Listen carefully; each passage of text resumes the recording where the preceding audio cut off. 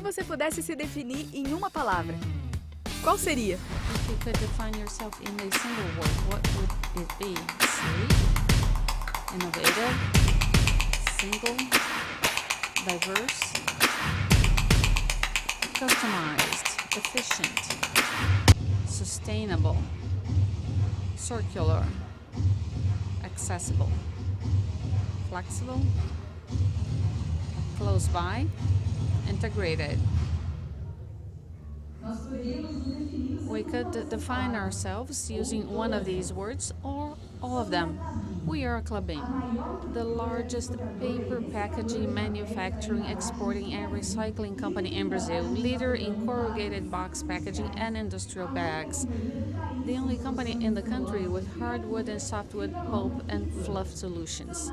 Over 120 years of a history full of achievements and innovation. Your trust and the trust of over 370,000 individual Klabin investors give us the needed resilience to continue growing and generating value to society. Our partnership proves that financial commitment and social environmental responsibility may walk hand in hand. Let's move on together and continue building a more sustainable future.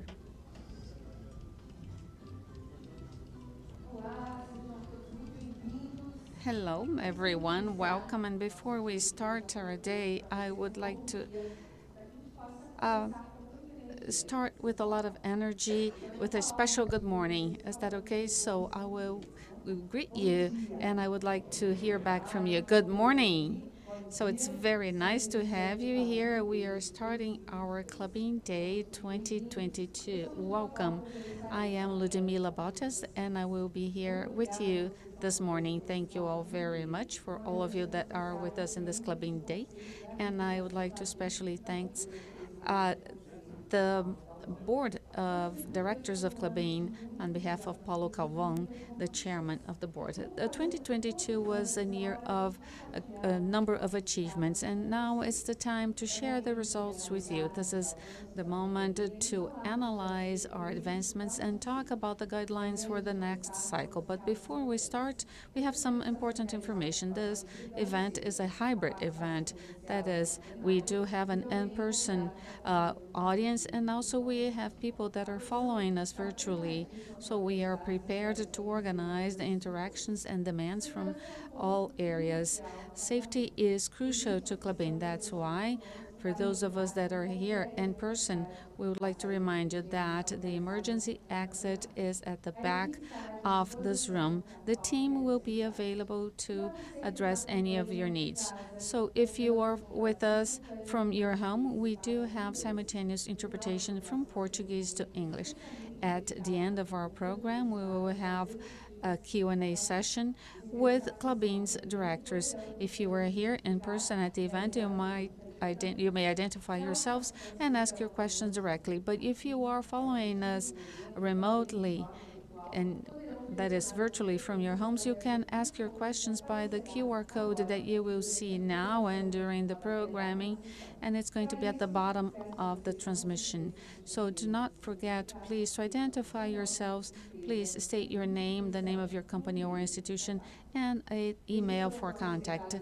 These were our initial messages. We have here with us Cristiano Teixeira, Klabin's CEO, Alexandre Nicolini, Pulp Director, Douglas Dalmasi, Paper and Packaging Director, Flavio Deganucci, Paper Director, Francisco Razzolini, Director of Industrial Technology, Innovation, Sustainability and Projects, Marcos Ivo, Chief Financial and Investor Relations Officer, our Forest Director, and also Tina Barcelos, People and Corporate Services Director. Thank you very much and welcome. To officially open our agenda today, I would like to turn the floor to the Chief Executive Officer of Klabin, Mr. Cristiano Teixeira. Welcome, Mr. Teixeira, and a round of applause to him, please.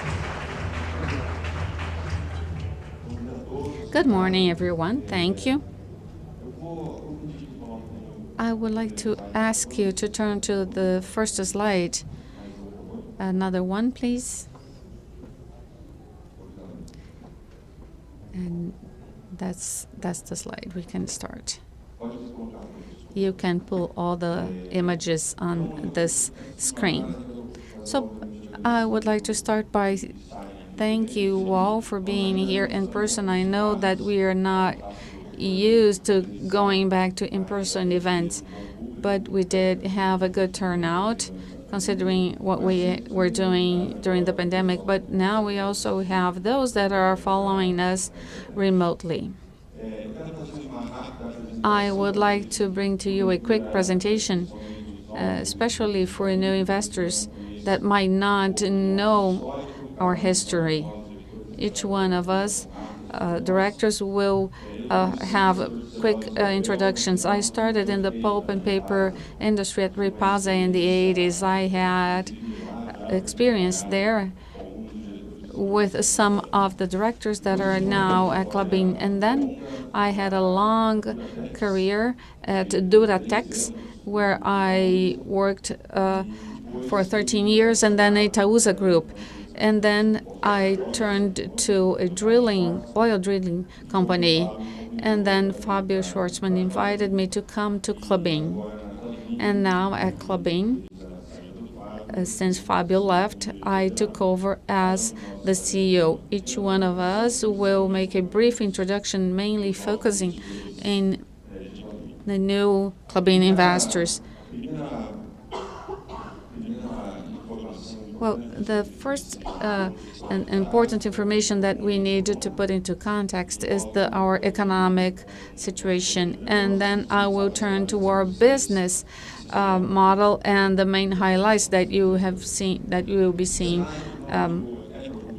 on that our directors will talk about. Our economic scenario it really poses some concerns. You know that from information that you get from the market. But we know and we are sure about the defensive and resilient and perennial model. We have the planned model. Klabin's officers are not distracted by the short term. Our pieces of equipment, our business model is a business model for the long term. This short-term distraction that might pose some curiosity, and we are always available to take questions and bring answers, but you need to understand the mindset of these officers, the mindset of a company that is designing today something that is going to be realized 15 years from now for machines that will last 50 to 60 years, machines that are now generating a lot of value to Klabin, and they are already 50 years old. So this long-term structured business and a sound business that is not distracted at the same time is not running a risk of being dogmatic. Dogmatic, I mean here, it's that in a sense that we actually believe in the rigorous planning of what we want to achieve. We discuss Klabin, and we talk about Klabin's in 2030 to all our employees. And this is a strategy that we build starting at the top management of the company, and then we engage it via communication and talks to all the employees of the company. We have conventions with managers and coordinators. And yesterday here in the same room, we had a direct communication with 580 coordinators of the company. That's what we call the middle management or the middle leaders, not only bringing to them our 2023 vision, but also our 2030 vision. So it is this business understanding, this soundness in our mindset, in the perennial model without distracting ourselves with the short-term issues. And that's why we are always focusing on growth. The forest area of Klabin is preparing itself to new cycles. We have a great awareness about where we can get to, especially related to what has been done in the last 5 years. But if we project to the next 10 years, if we go back to the idea, to the planning of Puma that we built in 2013. Throughout this period, we were focused in this area, in the forestry area, that today is managing 15 million tons of wood. This is the largest movement of wood in the world in a single place. In the past few years, in addition to having prepared the construction of the forestry base to supply Puma II that is ready now, in addition to having done this process of mapping areas, buying third-party wood that is going to bring us, especially right now in this mixed anticipation moment, and you well understand it, we are anticipating the use of pine wood, especially because of the machine curve, the machine 28. Some of the products that were to the middle and the end of the curve of the machine were anticipated by commercial negotiations, and they will bring more value and more return on invested capital for machine 28, for example, to coated board for beer, and we're going to talk more about that. So that anticipation of pine wood made us replan ourselves, and now we are ready, and we already have a formal commitment of all our suppliers for that period, especially for the first rotation in the forestry supply. The second rotation for wood for these machines is already having the forestry. It's already being planted close to Klabin. Therefore, we always say that we are going to buy third-party wood in the beginning, especially when we bring in a special mix of fibers that have not yet been planted in our region. So we are going to go get this third-party wood.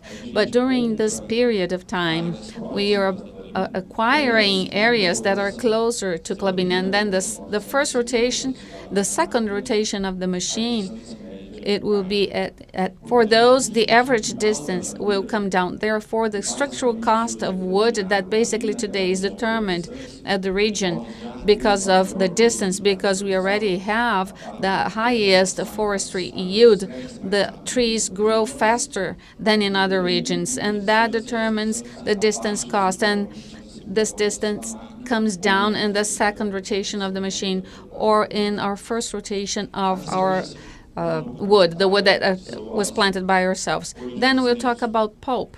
Today we have a focus, and we have always told you, when we brought in the Puma project, it already had a special characteristic. It had 2 dryers, 3 types of pulp, 2 types of fiber, seizing a great competitive advantage that we have in the region, which is the pine wood. And you will see in Nico's presentation that this focus is greater now, especially preparing for what we understand that is important, that is bringing focus to niche products, especially in fluff, and bringing a future view growth that is in line to what I mentioned for the forestry, and already having the trust that we delivered the enough supply for Puma II. And then talking about kraft liner and coated board, I would like to draw your attention to first our Eucaliner. The Eucaliner was the first kraft liner that was manufactured with 100% of eucalyptus, and we had a lower cost. It was a lighter paper, and for those of you that do not know it very well, please pay attention to each business model when we have those presentations. And when we talk about packaging paper, you will see the versatility of Eucaliner. Today, this is a product that is known worldwide. 6 years ago, Klabin announced in a conference in Chicago, and that's where I say that's the mecca of kraft liner. We announced that this product was going to be made out of eucalyptus 100%, and a much lighter product, and it would be better for transportation because it was a lighter material. A lot of people questioned us at the time, but we were already working. We were already doing a lot of R&D on this product. So when we placed this product in the market, in the beginning, people asked about it. We tested it all over the world in the main converters, and them they said it themselves, and these are clients in other business areas. They are our competitors, and they proved the cost reduction, especially in energy consumption and less fiber per square meter, therefore a very versatile product. Another product line that I would like to draw your attention to are coated boards. Coated boards of Klabin, they are bringing us an opportunity to replace other types of packages, for instance, plastic, at a speed that was higher than what we expected. Thus, this explanation, we are anticipating the consumption of pine wood, and that has caused a reaction in our forestry area because it's ready for the supply, but this anticipation of the pine wood consumption and the response here and the input comes from the market for this anticipation and the replacement of plastic. The first product that drew Klabin's attention, and we'll talk more about it today, are the liquid products, specifically milk and beer. And these products, since in the midst of the pandemic, were already posing a higher demand for Klabin. Therefore, milk, food, beer, and we are 70% food. And then I come to our packaging area. Klabin has, in its integrated business model, we always focus on that word when we go towards the end of our chain.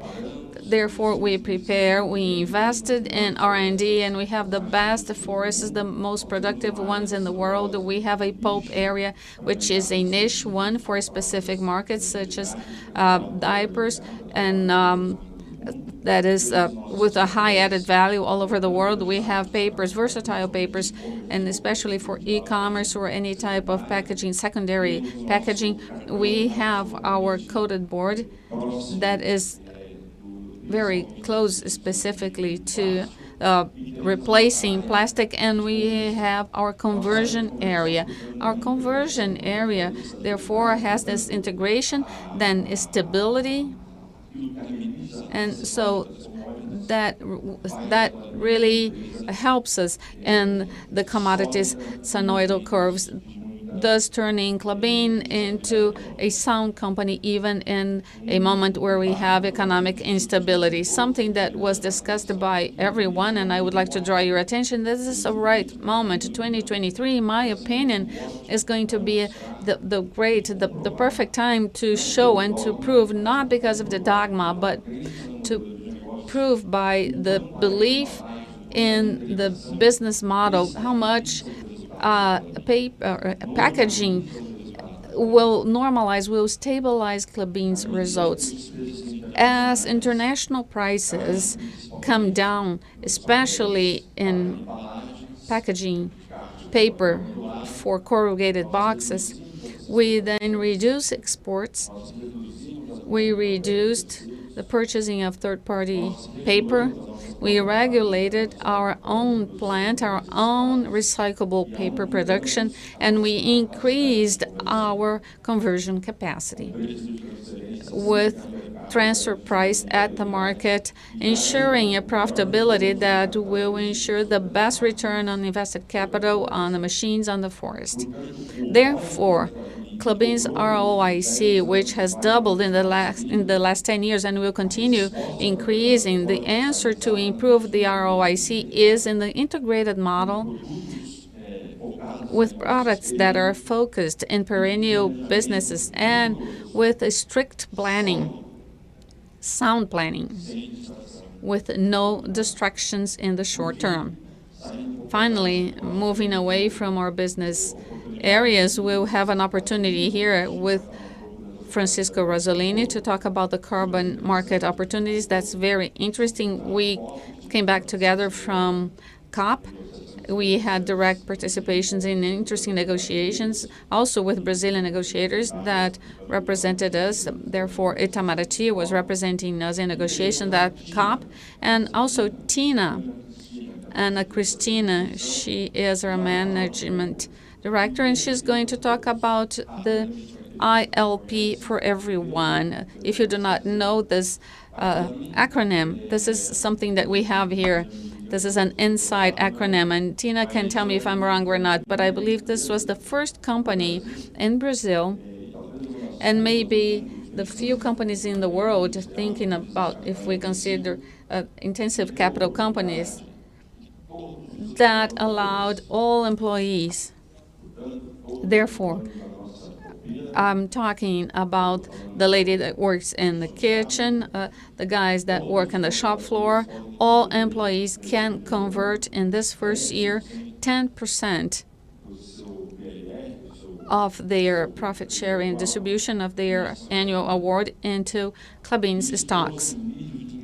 That allowed us to have an amazing engagement level. We are now seizing this engagement level. The response, the feedback of our employees was really surprising. And it is surprising because I mentioned our kitchen lady, and she really went after our officers for a better performance. So I'm very glad to say that. I think this is the first company in Brazil and probably one of the few in the world that has distributed stocks to all employees of the company. Thank you all very much. I would like to quickly introduce our officers. Now, Sandro is our next speaker, so I will take over the MC's function. So for those of you that do not know Sandro, he is our new forest director, but I will put things into context here so that it's not too vague from like where he came from. That's why I'm going to introduce him, and then the other ones will introduce themselves. Sandro has almost 30 years of Klabin, and he started in Igaras, right, with Douglas and other colleagues. So almost 30 years of Klabin. He started as a controller in the forest area in Santa Catarina, then the controller of Santa Catarina factory in Otacílio Costa. Then he was transferred to Puma. At Puma, he also was project controller. Then he came and replaced me, and I went to operations. I was from operating planning. That's how I came into Klabin. Then I went to operations, and Sandro came in. He replaced me coming from Puma, and he worked on the plant's operating planning. And now we invited Sandro because Tati retired, and we are very proud for his leadership and everything he has done for the company. But at the end of the year, Tati will retire, and then we are transitioning with 1 year. I would like to draw your attention to that. With a year ahead of Tati's retirement, Sandro worked with him. They worked on a shared management, and that's how it was announced in the company. And now Sandro is taking over by himself. Good luck, Sandro, and welcome. And now the floor is yours. Thank you very much, Chris. Thank you for the introduction. It's a pleasure to be here. It's a pleasure to be here and to talk about our forestry area and to talk about it to all of you. I would like to start by showing you our main figures. Cristiano already touched on them, but we have good numbers this year consolidating on important guidelines of our planning. We reached 349,000 hectares of productive areas, and this figure means a very important landmark because it has a conclusion of over 90% of the expansion program of our base for Puma II. So right now, we are moving on with our expansion program in a more strategic and selective fashion, always aiming at maintaining the areas with better quality and especially reducing the distance, bringing our areas, our structural base closer to our operations. We also have some planning for 2023. it's structured planning for the reforestation program. 2023, we want to exceed 50,000 hectares of reforestation within a year. That's a very important reference for the forest area. We've been planning and getting ready for over a year now, and this is turning into a reality. Like Cristiano said, the operation close to 16 million tons per year. A very important move. In Paraná state alone, approximately 14 million tons. It's very important to say as well that we work very intensively. Well, in the beginning of our business model, diversification of fiber, it all starts in the forest. We're very careful to come to a balance among different fibers and pulp. It brings us a lot of benefits and opportunities in operation. And now we can have a planting program that is relentless. We plant all year round, trying to find the best vocation in the area. We rotate areas according to the cycle and the species response. So we're constantly getting ourselves ready to different fiber and pulp diversification, which always starts in forests. So here we have a direct link. We think about the base condition of the forest. This is very diversified with different fibers and pulp. So this is very nicely integrated and very strongly integrated in our plants, allowing these plants in units to put together different fibers in our production line in order to react very promptly to different products for different types of applications.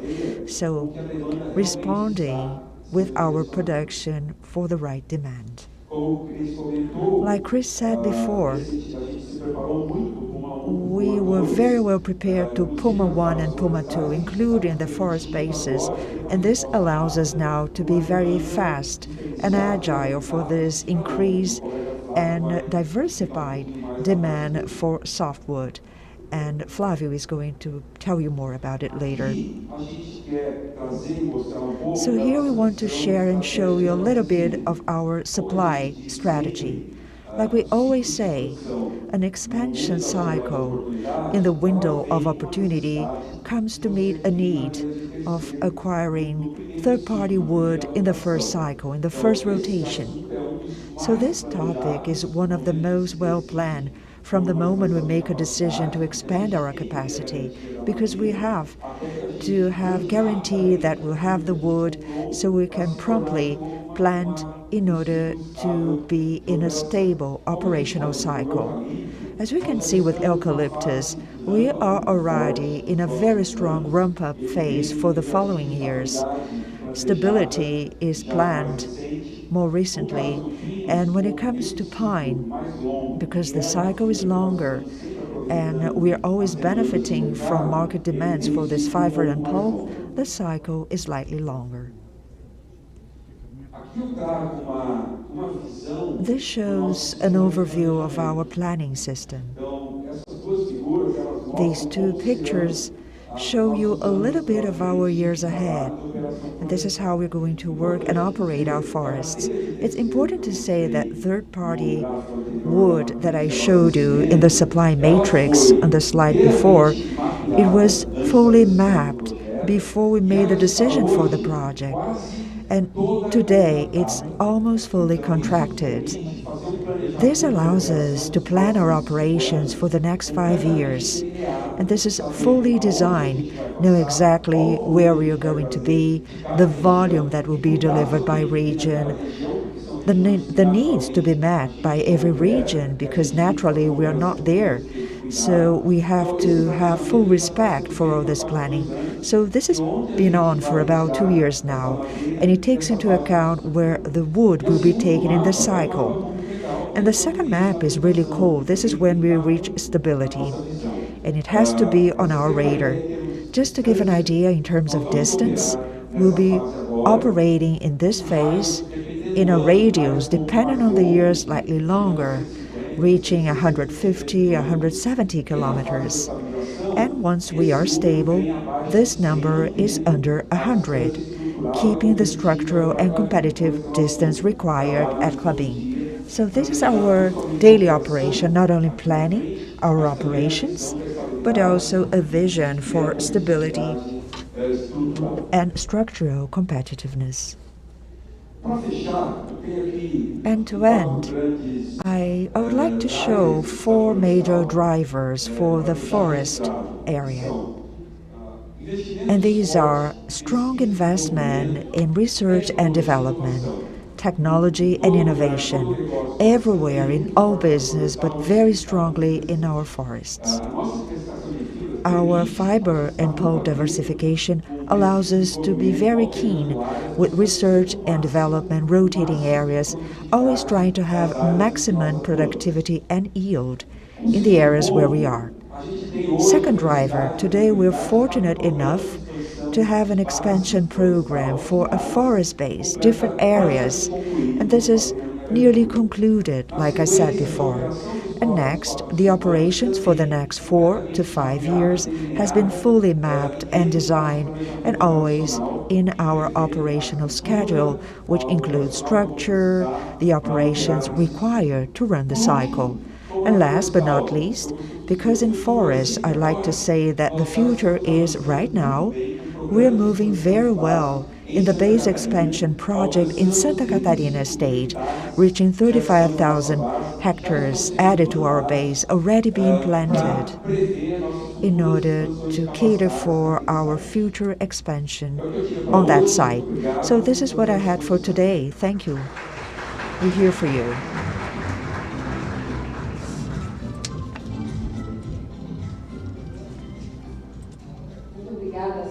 Thank you, Sandro. I also thank Cristiano. Thank you so much. Before we move forward, as a reminder for those who are following us remotely, you may also send your questions. So after presentations delivered by the management, there will be a Q&A session. All you have to do is to send your question via QR code on the screen. And for those of you who are here with us in the room, a microphone will be brought to you so you can ask your questions and interact with us real time. So now we'll be addressing the outlook for paper, pulp, and packaging. The first speaker is Alexandre Nicolini, Pulp Business Unit Officer. Welcome, Nico.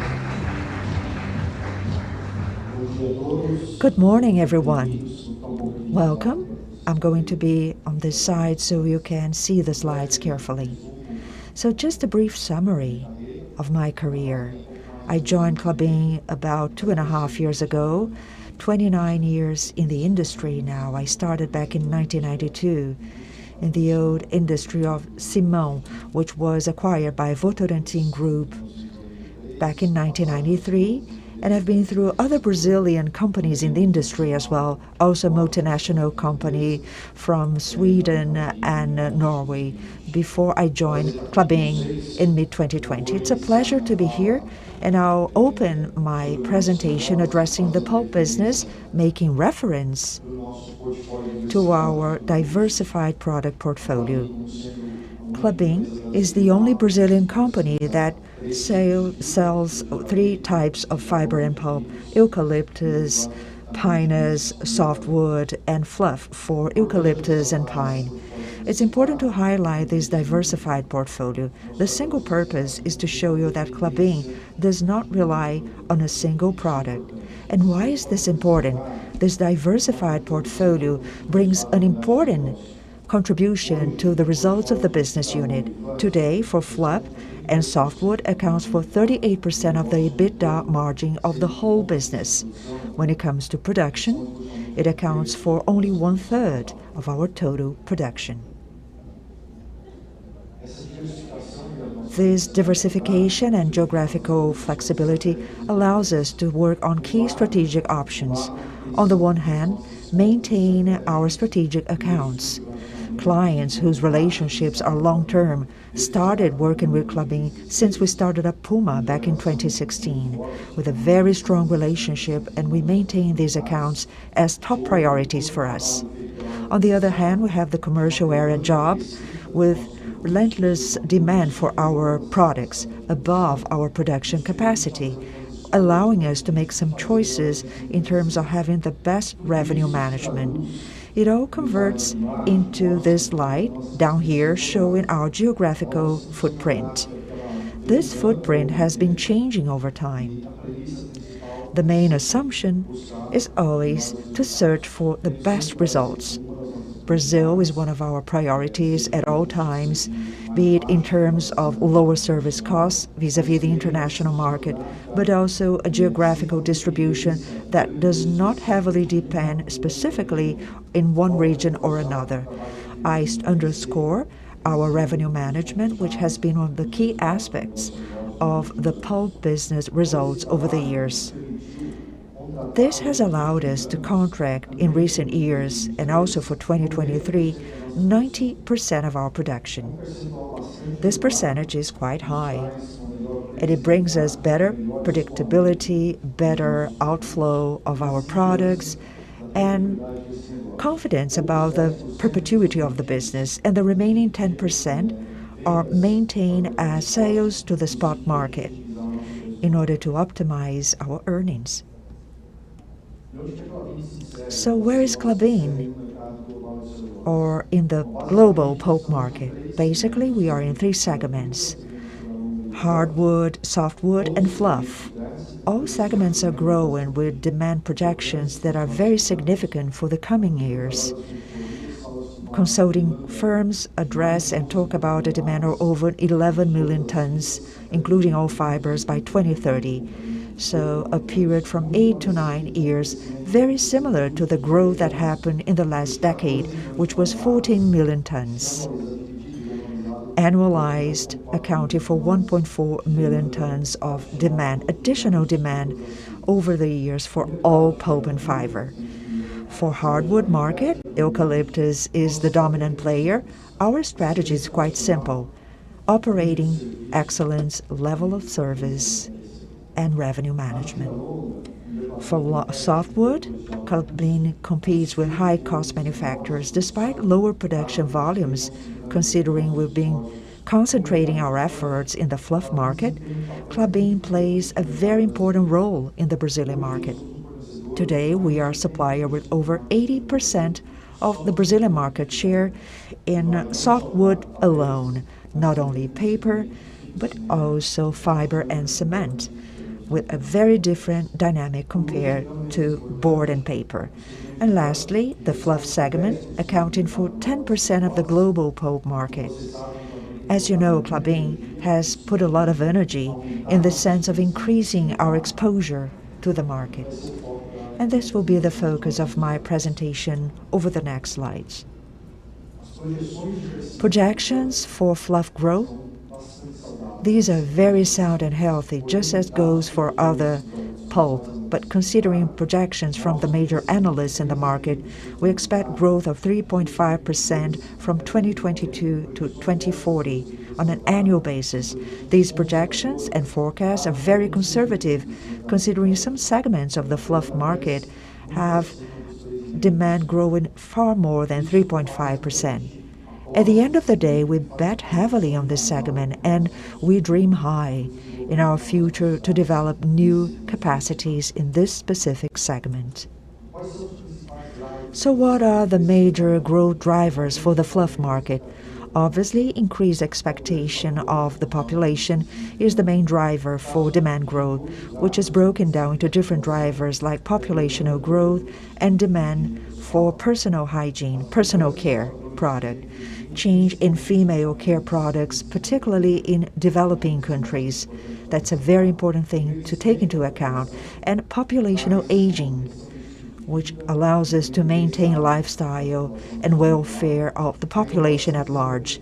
Innovation and development of new products is another driver, obviously to meet the expectations and demand from the market. And finally, increase in income. I highlight specifically the increase in adult incontinence. Like I said, we project growth of almost 5%, which is way above projections for annual growth for the fluff market at large. So, who are the major players in the segment? Here I show the main players. As you can see, this segment is very much concentrated. 3 producers in North America with 85% of production, annual production of fluff and softwood. Klabin ranks 4th for the last 2 years, considering all our efforts and assumptions to increase our production capacity for fluff, and other manufacturers as well, as you can see on the slides.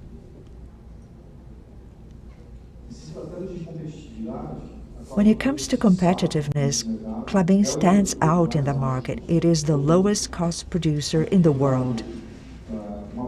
Here I show our average cash cost forecast on a global basis. It also includes the cash cost of Klabin, which is the lowest, and also other manufacturers in Latin America.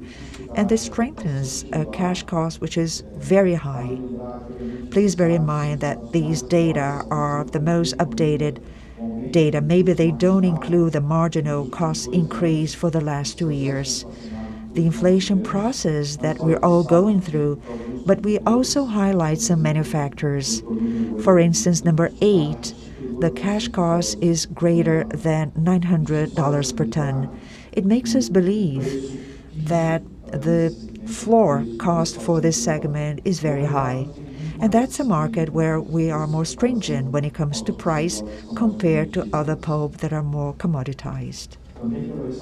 I also highlight things related to production lines of these high-cost manufacturers. These are old lines.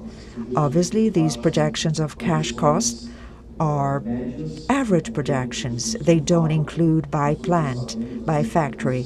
But we all know what happened this year, closing capacity, for instance, Westlock, closing units at a time in which the market reached historical price levels. And we're based on this assumption that we believe that Klabin will stand out as a player for fluff in the future. What about our approach in the fluff market? This is one of my favorite slides, and I'd like to share with you now. It's a little bit of the history of Klabin, ever since the beginning of our operations in the production line of the Puma project back in 2016. In 2016, close to 80% of our production was concentrated. I'm sorry, the laser pointer is not working well. 80% of our production was in softwood and 20% production for fluff. This market's dynamic is very different. Sales are more technical. The qualification process takes longer, about 6 months, in the best scenario. And over the years, Klabin has been increasing its exposure in the pulp market. Please bear in mind we used to have a single product, which was the base product. Fluff was not treated, untreated fluff. And it remained in our portfolio from 2016 to mid-2019. And we worked a lot on this, the innovation area, the commercial area, in terms of trying to explore a specific niche for this segment, bringing more added value. Considering this, as of 2020, Klabin started the test and qualification of several other products focused on such market niches, from 1 to 5 products. Out of these 5 products, in 2022, 7% of our sales for fluff are related to these new products which were recently launched. Starting 2023, we'll more than double the sales of specialty products, moving to 15%. And this is the assumption that we'll be using ahead. Now I bring more color to these 5 products that Klabin has developed. And please note that this stems from a single production line. A production line which is machine 26, already achieving some record levels, the world record in terms of speed. And this machine has huge operational excellence. We manufacture 5 products in a single production line without interfering our efficiency in that particular machine. Out of the 5 products, in our portfolio, I'd like to highlight Pine Fluff XO, which is in yellow. I'd just like to comment, this is a new product and now it is included in our portfolio. The official launch was in October this year. This product has the best from both fibers, eucalyptus and pinus pulp. This product is very disruptive. Nobody else in the world manufactures this kind of pulp to date, and demand is very significant by our clients. It's very cost efficient for us, manufacturers and customers as well, but with very significant margins. And it begins to be part of our portfolio starting in October this year, like I said. And this is where we're also going to put a lot of focus starting 2023 in the sense of promoting this line of products to specific niche markets.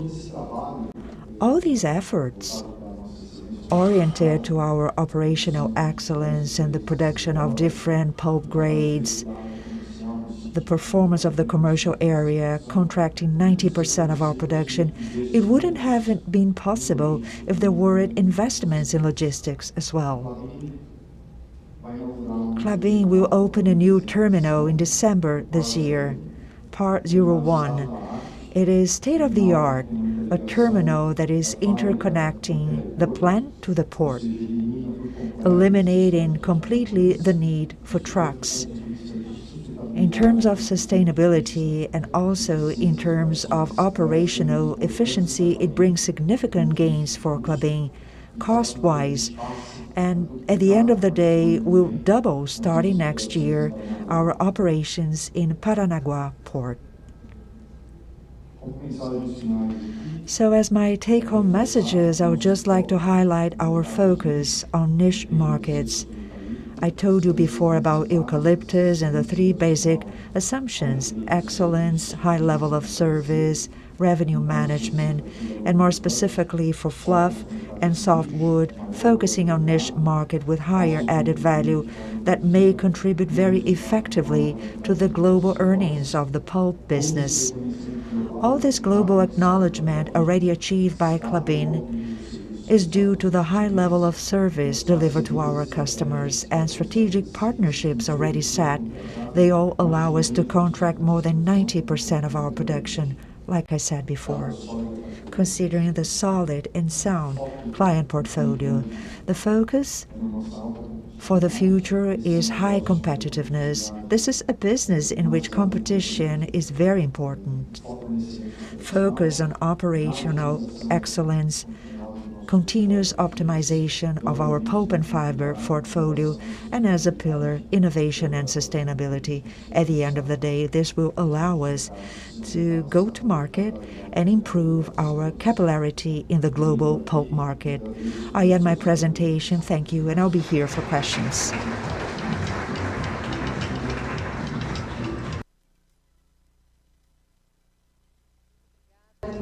Thank you, Nico. So now we'll check the performance, challenges, and the outlook of the paper business. And to talk about it, I'd like to invite upstage Flavio De Ganuti. He is the paper unit officer. Welcome, Flavio. Over to you. Thank you. Thank you. It's so good to see full house and also people in a hybrid environment, everybody keeping an eye on Klabin. I have a brief presentation. My story is mixed with Klabin. I've been here for 23 years. I come from countryside of Mato Grosso do Sul. I studied engineer in Paraná, and I joined Klabin going through the industrial base. 17 of the 23 years I was in Paraná in Monte Alegre plant with multiple products and one of the stars of the company. So the paper business, I think you recall, last year I spoke a lot about Eucaliner Machine 27. So that's a dream that turned into reality. Chris reminded us of his speech back in ECC in Chicago years before. and the crowd was speechless. Kraftliner, 100% high-performance eucalyptus, brought a lot of questions to people's minds. When this was converted into reality, which is Machine 27, tested and approved by Klabin in its operations and also in Europe, Italy for protein and fruit manufacturers, it confirmed that Klabin's promises turned into reality. Today my focus is on the coated board market. We're about to start a new dream with Machine 28, which is being built. I'm going to show you some photos for coated board, which is the main benefit from these single-use plastic for our units with fiber products. Look at the size of the market, 27 million tons of virgin fiber coated boards, 20 million board from recycled fiber. This market has grown very significantly over the pandemic. So consumption at home, e-commerce, and the replacement of materials gain momentum in this cycle. You're very familiar with Klabin's performance. Klabin has a strength which I highlighted before, 3 stars. LPB, liquid packaging board, CUK, which is for beer, cans, and bottles, 2 universes that benefited from additional demand owing to replacement. And we also active in the folding box board in orange, 11 million tons, FBB, particularly for boards that require high technology, softwood with special folding, and therefore they need performance in the point of consumption. Specifically for LPB and CUK, these are brown pulp products. Most of these boards, 5 plus 3, 8 million tons, this is part of the base brown pulp market. So this is how it goes. And this coat has different layers which cover the surface for LPB, and naturally for beer we need strong softwood, which is what we provide. I always bring some news here. Please note this landmark of 80% of the 27 million tons. These are white pulp product, 100% or mostly white, particularly the base layer. We don't play this game, but we'll become a player soon. We're just about to do it in the final approval phase to get the machine ready also to be in the white pulp market without compromising the supply for market pulp, like Nico said. So through debottlenecking, we also managed to manufacture white pulp coated board. And why does it matter? We get into SBS, so we have an avenue for growth in solid white board, and we also have an avenue for growth in FSB, the darker green of 5 million tons. FSB is food service board, tray and cups. I'll bring you more color later on. Big fast food chains, large food consumption, they need this kind of application, and that's why we want to open this kind of avenue for Klabin to be in the flexible market. So bringing you more color about the liquid packaging board market. The long story since the 80s, Francisco started this project with our colleagues in the past.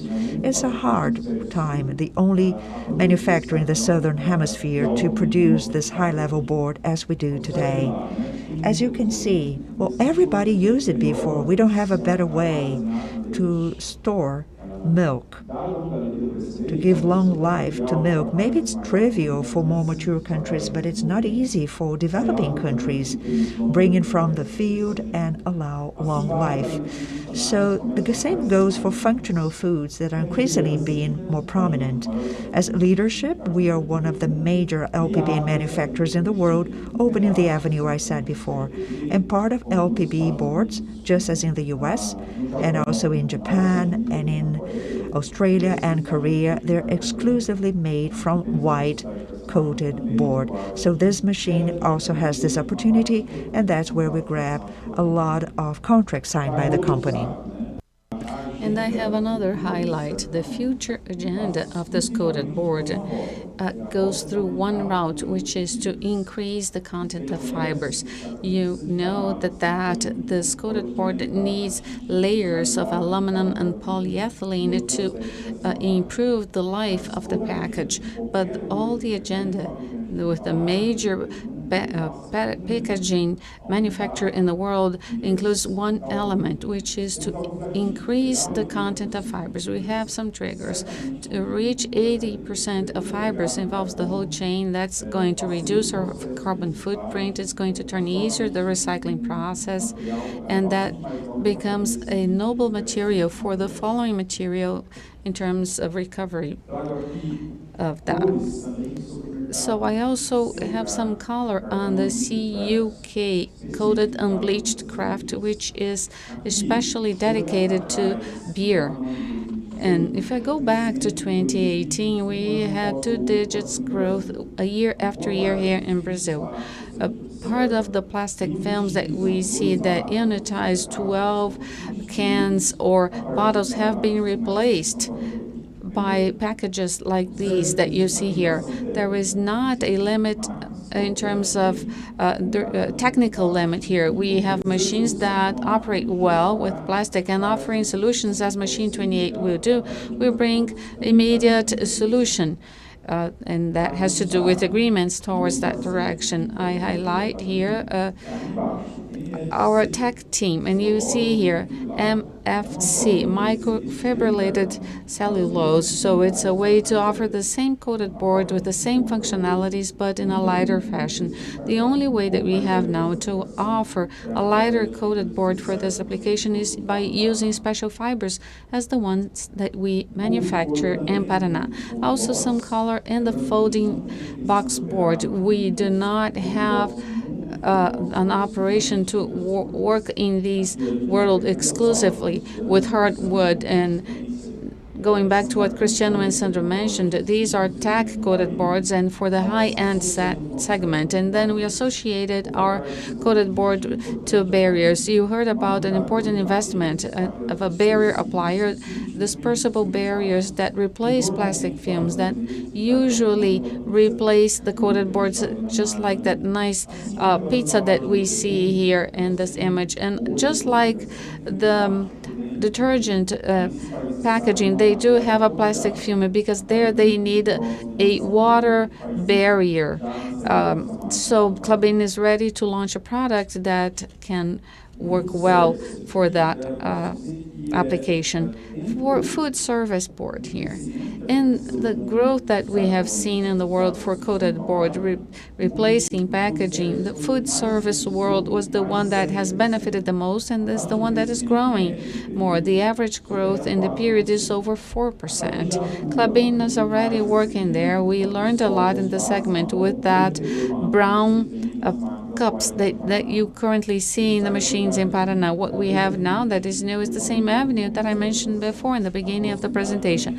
The possibility of manufacturing cups like the ones that you see at Starbucks in the image that you see in the middle of the slide. This is our mainstream here, so most of the cups, of the trays and clamshells are made out of coated board. So now let's analyze now our growth rates. 2.2%, a very healthy growth rate that was more relevant in 2020, 2021, and 2022. To the right, I highlight the growth rates by family. Look at the figures that I mentioned, the 4.3% in the food service business. Now the drivers. I mentioned all of them here, almost all of them I mentioned, and they do relate to what Nicolini mentioned before. Plastic replacement, the main driver, and does bring additional demand, urbanization, fast and practicality. Now we're talking about food service, cups and trays for home delivery, packaging as a marketing tool. This is the first point of contact. A lot of times when you receive an e-commerce packaging, when you open it, you get surprised with the quality of the printing. A major concern with the environment, so our barriers talk straight to that. Smaller families, aging families, and also legislation. Europe is very close to regulating central elements that will help the type of packaging that we have. Now, I have a highlight with a figure of what we are talking about. This is brand new information from our engineering partner on this topic from AFRY. Here we have the FBB world, the folding box. Just Europe benefits from 1 million additional tons, 2 times machine 28, just by the replacement aspects. The growth rates of CUK, that blue small circle to the left, it goes close to 6% on this map. And the growth rate for the folding box, the orange ball, goes up 2%. So it's almost 50% of growth rate of what we are seeing here. So now let's check the dream turning into reality. It might be more interesting to some more than to others, but this is really a dream that comes true for me here. This is in Paraná. The plant is already built in 70%. The drone navigated over the machine. We have over 5,000 people in the construction of this equipment. It's a huge building that is just by the machines 25 and 20C, the dry pulp, and also machine 27 that produces kraft liner. That, in fact, look at our train transporting Nicolene's pulp to Paranaguá port. I would like to stress the ramp-up of this machine. 70% of construction is concluded. It's on time, on our schedule. We are gaining time wherever is possible. Most of the material is already there. Our labor is favorable, and we compare that to phase 1 of the project. We see that there's an advancement. We are in a very positive stage, and now the chain now is filled by all product families, also the ones from White Nature, including SBS, with this ramp-up curve that I bring here and the upper part of the slide.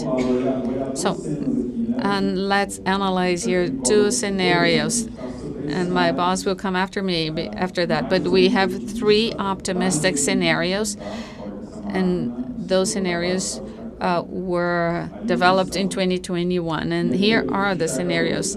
And this is what we see today, the machine getting to 100% filled with coated board in 2025. And remember, this machine is a hybrid machine, so it can produce not only coated board, but also kraft liner and white top liner. This is Klabin's investment in a flexible model. Naturally, this could happen, but that's not what we foresee now because of the context that I just mentioned. So we believe we'll have the machine manufacturing 100% of its capacity with coated board by 2025, and 60% of this volume is already contracted now for liquid packaging, CUK, and also in folding box. And to end my main message, going back to our main topics here, a new machine starting in the second quarter with a ramp-up that is being well planned, 100% filled with coated board by the end of 2024. Very positive period. This is the only large machine that goes into this time window. We do not have a competition with other plants that are able to manufacture these products from 23 to 24 and part of 25, and that's also something that favored the signing of this contract. We have the machine 27 history there, even in a moment where we see the pandemic peak and also greater trends of productivity, quality, and tech products.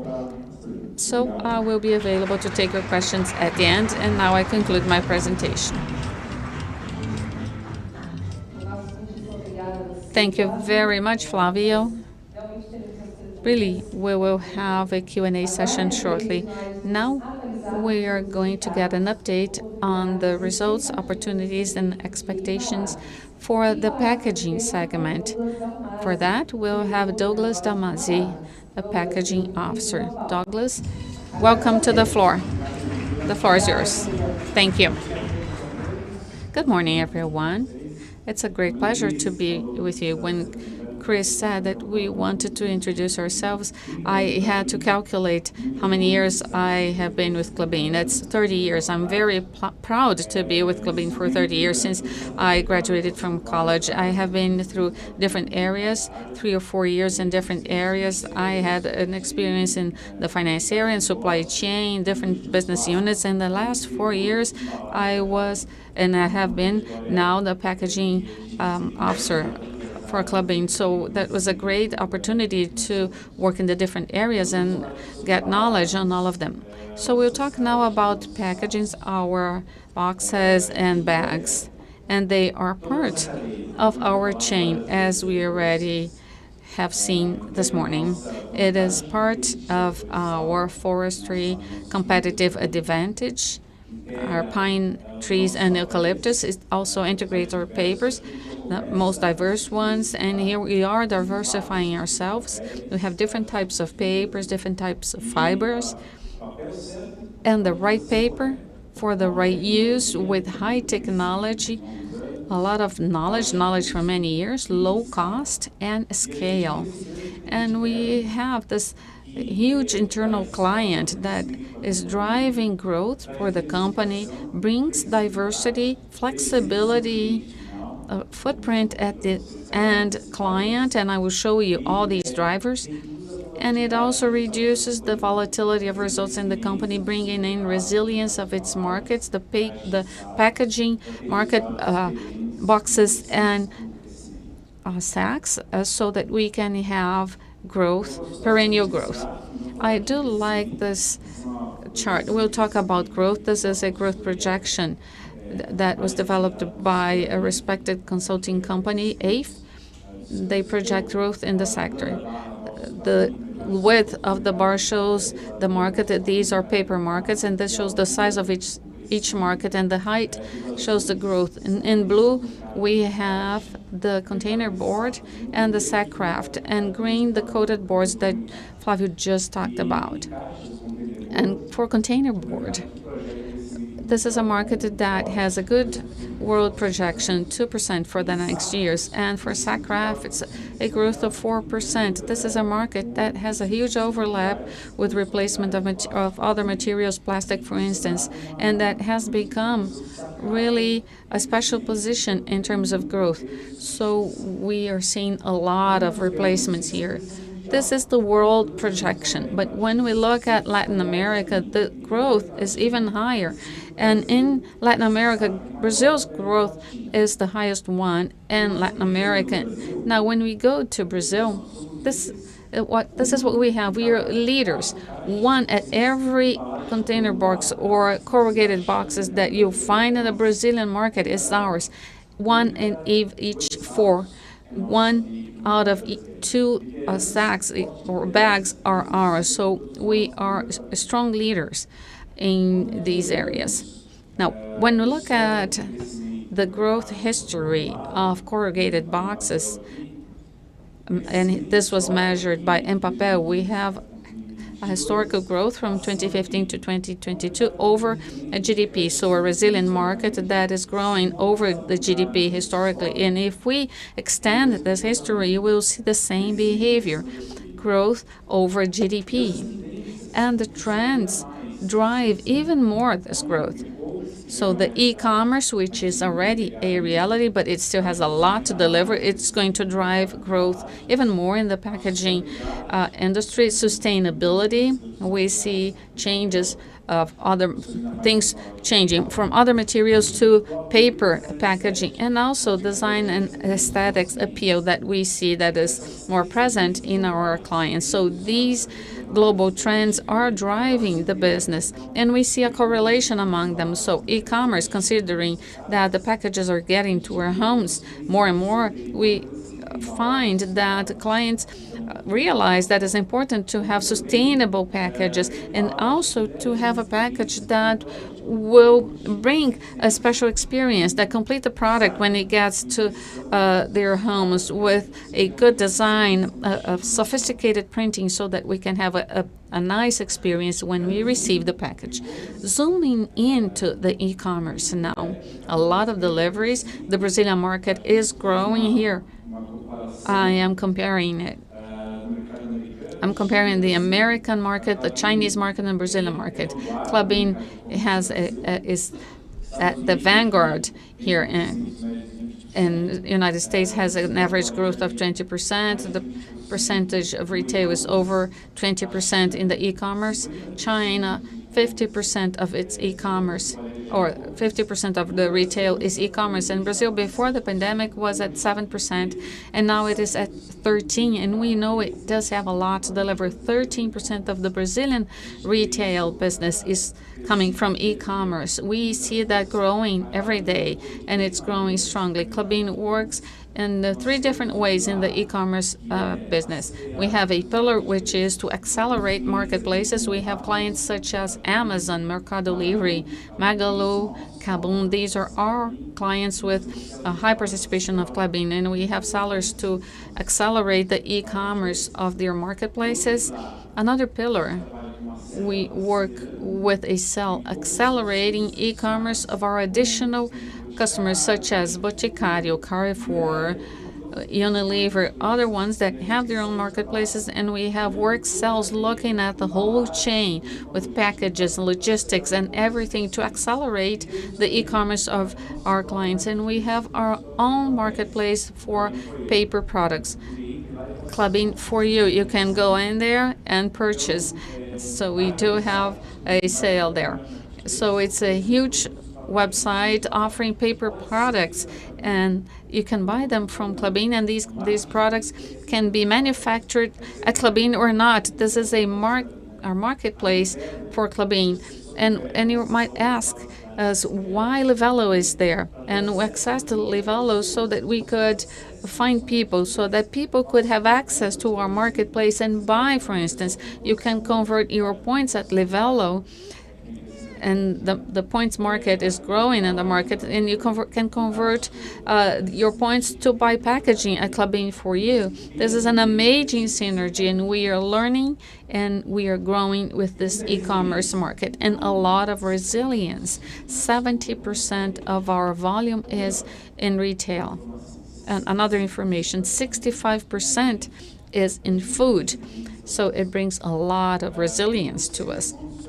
When you go to the supermarket, on the shelves you will find products with corrugated boxes, industrialized food, fruit boxes, a tray in a shelf. That's what we call shelf-ready pack. That's a display where you pull the products from. So we are really there at retail with consumers. Therefore, we do have a lot of resilience. Diversification. We are in different industries in the local market, supplying to the local market, but also areas that export, and we cater to large brands following the growth of large brands, just as average and small clients. We have over 3,000 clients. We sell to proteins, for instance, proteins that are exported. We sell to the fruits markets that exports to origins in the country. The south, the apple that goes abroad. In the northeast, mangoes and grapes that are exported to Europe. And also major brands that supply to the local market. We have over 16,000 products. You can see that we have become more and more customized. Look, these are over 15,000 products, so very customized. So this brings us a lot of resilience, a lot of diversification, more added value products. So the market is evolving. We have invested in 2021 in a package of printers and equipment to cater to this diversification, digital printers, 7-color printers, because this is the market's demand. The market has demanded more and more printing, different designs to meet the new trends. So all this growth, the growing market, both in coated board as well as in packaging, sack crafts, and bags, all that diversification increase our prices above inflation and improves our return. Here we have a comparison of our prices from 2015 to 2022 compared to inflation. So price increase over inflation. So we do have diversification, growth, and we are growing our margin with a growth that allows the demand to increase and push up the prices, but also by diversification and added value, and more every day. This is something new. That's something that we opened a month ago. If you follow us, you know that we have a tech hub for papers and fibers that was installed in Paraná, and we have researchers working there for future developments, and we want to use the best way possible our forest. And now we have opened a tech center for packaging. We have methodology, process, we bring in the customers, and we developed this hub, and that's in Jundiaí, in São Paulo. And that will connect all our chain for different developments. We have a huge pipeline of new products that is being developed, and that comes via e-commerce, sustainability, aesthetics, but also it comes because of the pains and needs our clients have, and sometimes they don't tell us, but when we bring these customers inside, we are able to hear them and to develop the equipment. So when they come in, they bring someone from marketing, from the industrial area, supply, and so in the very same day, they leave the place with a prototype for something that they need. So this is an innovation, and it is internally connecting with the final clients. I have a few examples here, and I like to mention what you see, that continuous plate. It seems the simplest one, but that's one of the nicest examples that we have. We are going to open what we call box on demand. So we developed a continuous paper, and you connect to the equipment, and at the end of the machine it will develop the package and the size that they need. For instance, Amazon or Mercado Livre, they have to deliver a umbrella and then a chocolate, so that's going to be a tailor-made package, and we will have a better logistics and better integration with the whole chain, bringing innovation to our client.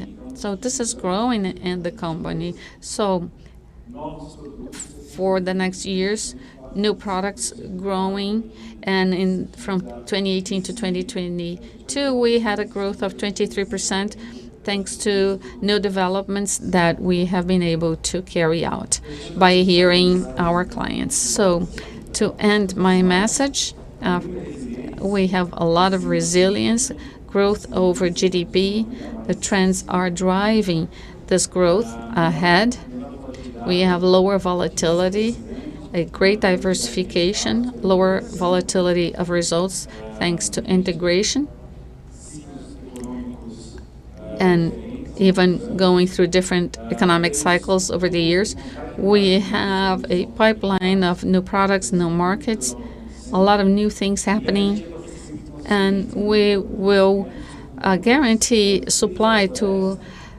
We have Puma II, we acquired forests, we acquired third-party wood, we invested in Puma II, and this year we announced 2 new operations, Project Horizonte in Ceará, that will start up in the first quarter of 23, and Figueira, which will start up in the second half of 2024 to cater to the needs of our clients. That's what I had to bring to you. Thank you. Thank you very much. Thank you very much, Douglas. And now, delivering consistent results and generating a value to its investors, Klabin has a sustainable business model. Over 120 years, sustainability is present in the whole strategy of the company, and Klabin is leading the company and the climatic issues discussions. Now, to talk about the carbon market, I would like to bring to the floor Francisco Razzolini, who is the Industrial Technology, Innovation, Sustainability, and Projects Director. Mr. Rosolini, the floor is yours. Good morning, everyone. It's very interesting to follow Klabin's trajectory in all our business areas, right? We start in forest and we go to paper packaging, and you see that is a paper packaging is so simple, and a piece of paper, a sheet of paper is so simple, and that sometimes does not reflect all the technology involved and all the passion that we have, because we are in this for a long time. So I would like to introduce myself. I am at Klabin for 38 years. I'm a chemical engineering. I have a master in paper engineering. I have been in different positions at Klabin. I started in Monte Alegre factory, and I was with Flavio in liquid packaging. Start also the first prototypes of Eucaliner that we developed in the 80s that ended up culminating with this winning project, which is amazing in the packaging paper. I have been in different areas in Klabin: operations, M&A, planning. And in the last 20 years, I have dedicated myself to projects and major opportunities of expansion for Klabin in paper. I worked with the MAB 100 project, and also I was in supply, and since 2011, R&D, working with projects and planning at the time. And then the structuring of Puma project, starting with the name up to the plant's operation, and Nico took over that in 2020. And then we focused in other opportunities such as innovation, consolidation of R&D, automation technology, and finally in 2019, sustainability. And at Klabin, we chose to work with sustainability on the technical side. We are very rigorous with our operations. In Klabin, we want to have our operations running very well so that we can show what we have been doing. And this is happening more recently.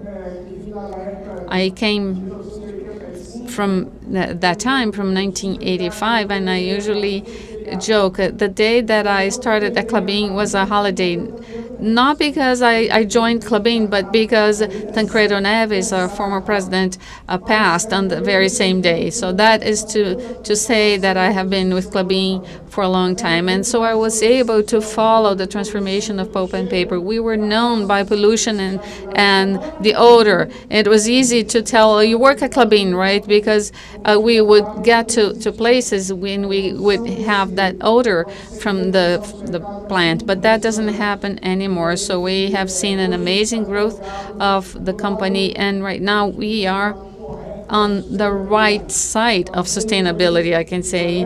We now have planted forests of very high yield, and Klabin has the best yield in the world, and the plants are very modern, automated. All the digitization cycle that we had and still have, and that we see in the developments also in innovation and research and development, and also the transformation to final products. And that opportunity that we see now that we have, which is to look for sustainability for all the planet with renewable-based products, recyclable, biodegradable products, and more than ever, sustainable products, also in terms of energy. I have talked to Marcus and Chris, and we discussed about what to bring to you today. We brought Klabin's sustainable development goals and our targets for 2030. In 2021, we brought to you our ESG panel with all the transparency that this topic requires. And right now it is a very easy access, and we can follow all the opportunities that we have developed at Klabin, all our investments, and how we are following the targets that we compromised, that we are committed to follow. So we also now are AAA at CDP, and once again, we are in the agenda, in the Dow Jones agenda. And also, we have had our target approved at SPTI. For this year, I want to talk about something very specific, which is carbon. This has been very much discussed, and also by the recent COP27. We bring this topic working a little bit on some concepts that perhaps we don't fully understand at first. Sometimes we don't know what carbon balance is all about, or carbon footprint, and more specifically, the carbon market. Just very briefly about carbon balance. We have been very vocal at Klabin. What do we do about it? Carbon balance is a balance considering emissions and removal of carbon dioxide we have. At Klabin, we work in two different ways.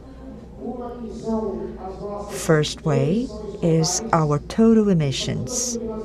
Everything or all carbon dioxide emission from our operations, scope 1, 2, and 3, 7.2 million tons. On the other hand, in the balance, we are an integrated product from the forest to the product, and we can remove 12 million tons of carbon from our native forests. Sandro showed us almost 292,000 hectares, and our planted forests, which are approximately 350,000 hectares. So this balance is positive at Klabin, and by the way, this is one of our goals from 2020 to 2030. We want to capture 45,000 tons of carbon. Next, about the same definitions, another topic is carbon footprint. What is the carbon footprint? Nothing but a calculation of CO2 emissions calculation throughout the life cycle of a product.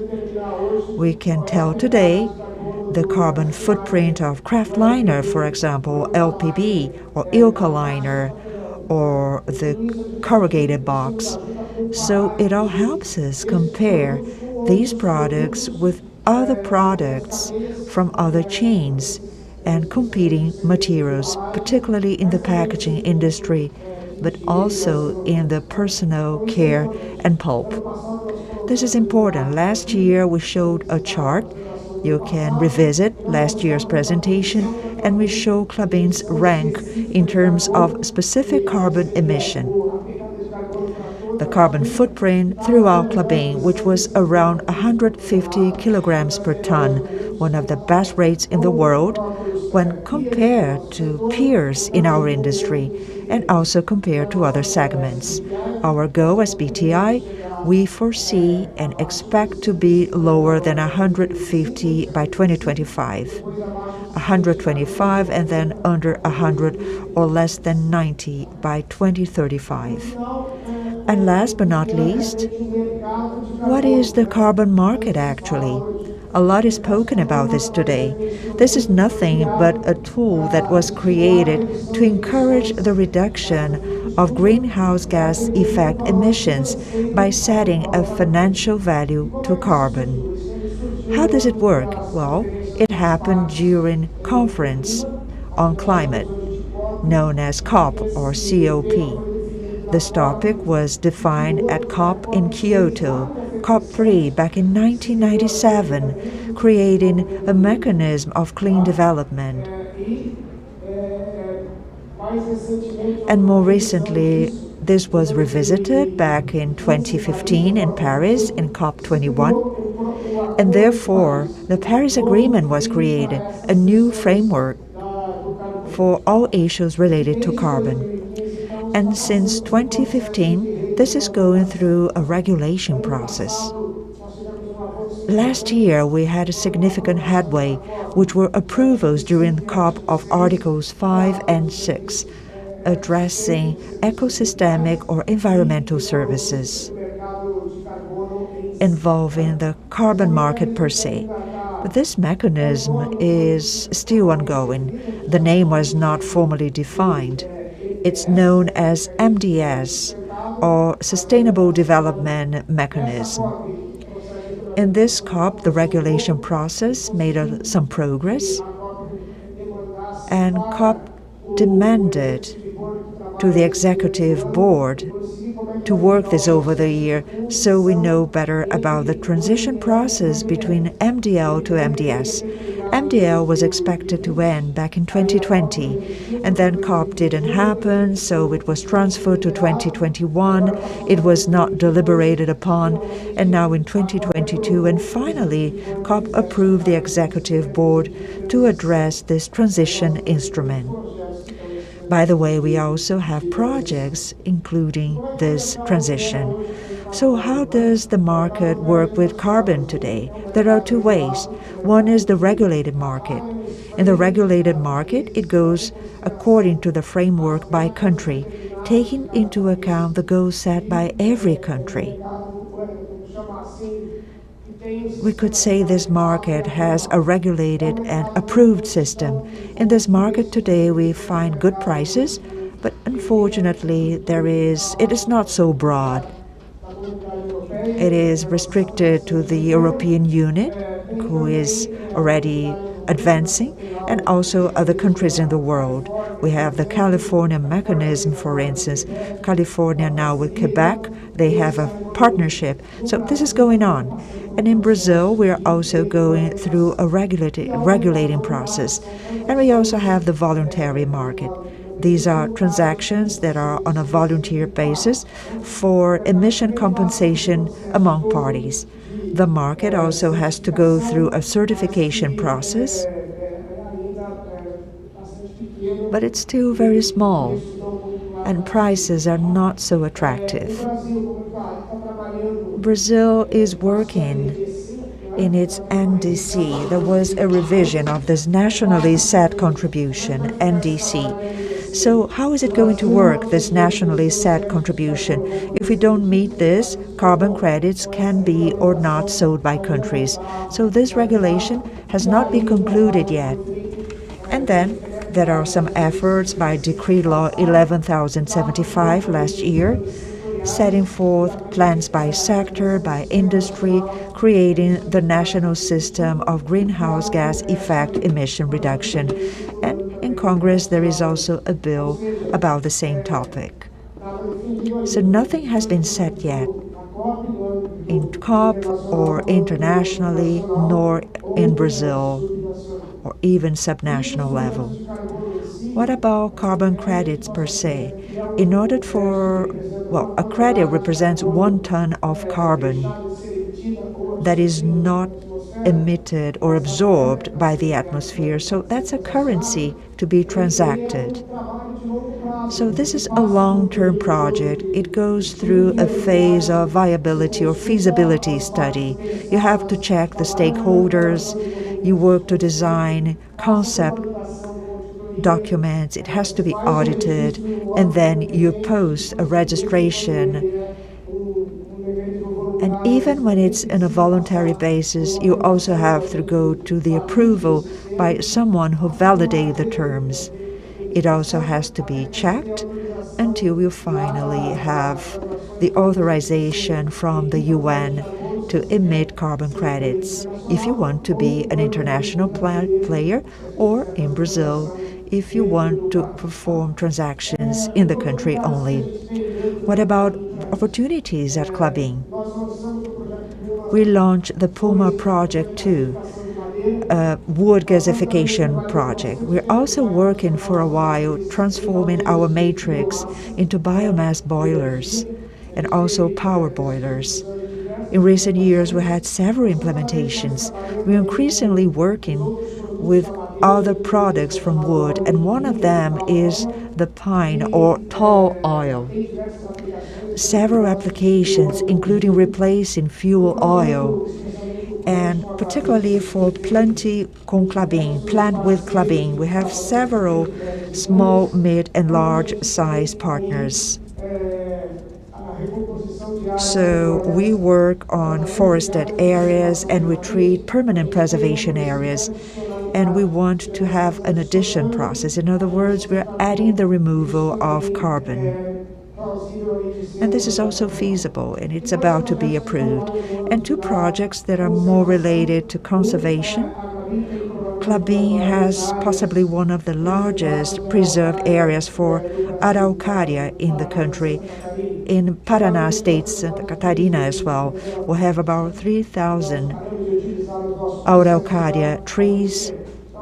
So Araucaria is a tree considered to be an endangered species, and we have a project in order to manage and find a mechanism for environmental purposes. In Jaguar Connection, we have several area preservation projects, and they're being discussed and about to be approved. So at the end of the day, what is a carbon project? Let us assume we have 1,000 hectares, and these 1,000 hectares generate 120,000 tons of carbon, or 120 per hectare in 20 years. We can see 150, 140, but it's not clear yet how this is going to happen. Some people say you can only have 150 of credit emitted over this time frame, and maybe a little bit more at the end. Other people say there'll be a compensation process, and 20% of the credit will comprise a bank, which will attenuate any potential problem should a forest, for instance, be on a fire or is attacked by pests. So what do we mean by 120,000 tons of carbon? If we consider the price of carbon for $10, it means 1.2 million. If the carbon price is $50, $6 million. And if the price is $100, $12 million per 1,000 hectares. So we know that considering forestry costs today, for such a product to be self-sustainable based on carbon credit alone, the carbon credit has to cost more than $30. So what about carbon credit again? We believe at Klabin in the regulated market. This is where truly we need to invest our actions, but it also depends on several approvals. I would say that possibly a 2 to 3 year horizon for the market to be consolidated. Regulations involve several areas. The voluntary market exists, and there are opportunities for transactions, but they are side by side. And we tend to say the capacity to add is our goal. Klabin showed our big balance of carbon. We retain a lot of carbon, but these are already existing forests. They are not bringing additional contribution to the environment or for the planet. So whenever there are expansion areas or areas to recover, this is where we can use forests under this mechanism. So this is important input. We're working on projects, we're dedicating ourselves to it, but in the long run. And this is our tip and hint.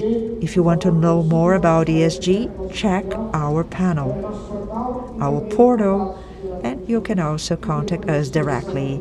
I'll be here to take any further questions. Thank you.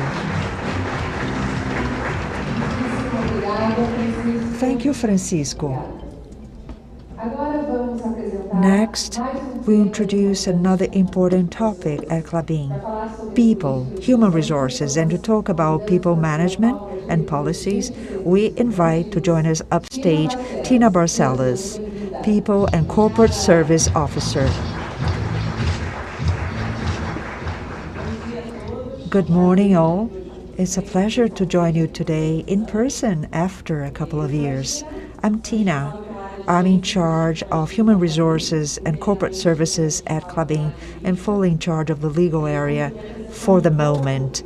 Just telling a little bit of my story. In general, I'll be joining Klabin for 10 years. I'm very proud of it. And something that I realized while I listened to my colleagues, of all the executive officers who spoke today, for you, only one of them came from the market. all the others made a career, built a career at Klabin. So it's a live example how Klabin invests in succession and is concerned about having and educating successors to lead the company. So I'll address 2 topics today. The first topic is about the mix of our management payment. So we have 3 elements here. One is the base salary, the fixed part of compensation. It's the only fixed part, accounting for 34% of the compensation base. The remaining 66% are variable payment methods, 40% short-term incentive pegged to our annual goals, and 26% are related to our long-term performance. Now, diving deeper into our long-term payment, which is long-term incentive, this comprises of 2 parts. One part known as matching, and this is where the executive can have part of short-term investment and can do a matching investing in the company, and this matching only becomes official after a 3-year time frame. We also have another part of long-term incentive known as performance, and this is pegged to a long-term performance, 5 years. This is our performance assessment, and the performance indicator is TSR, compared to cost of capital.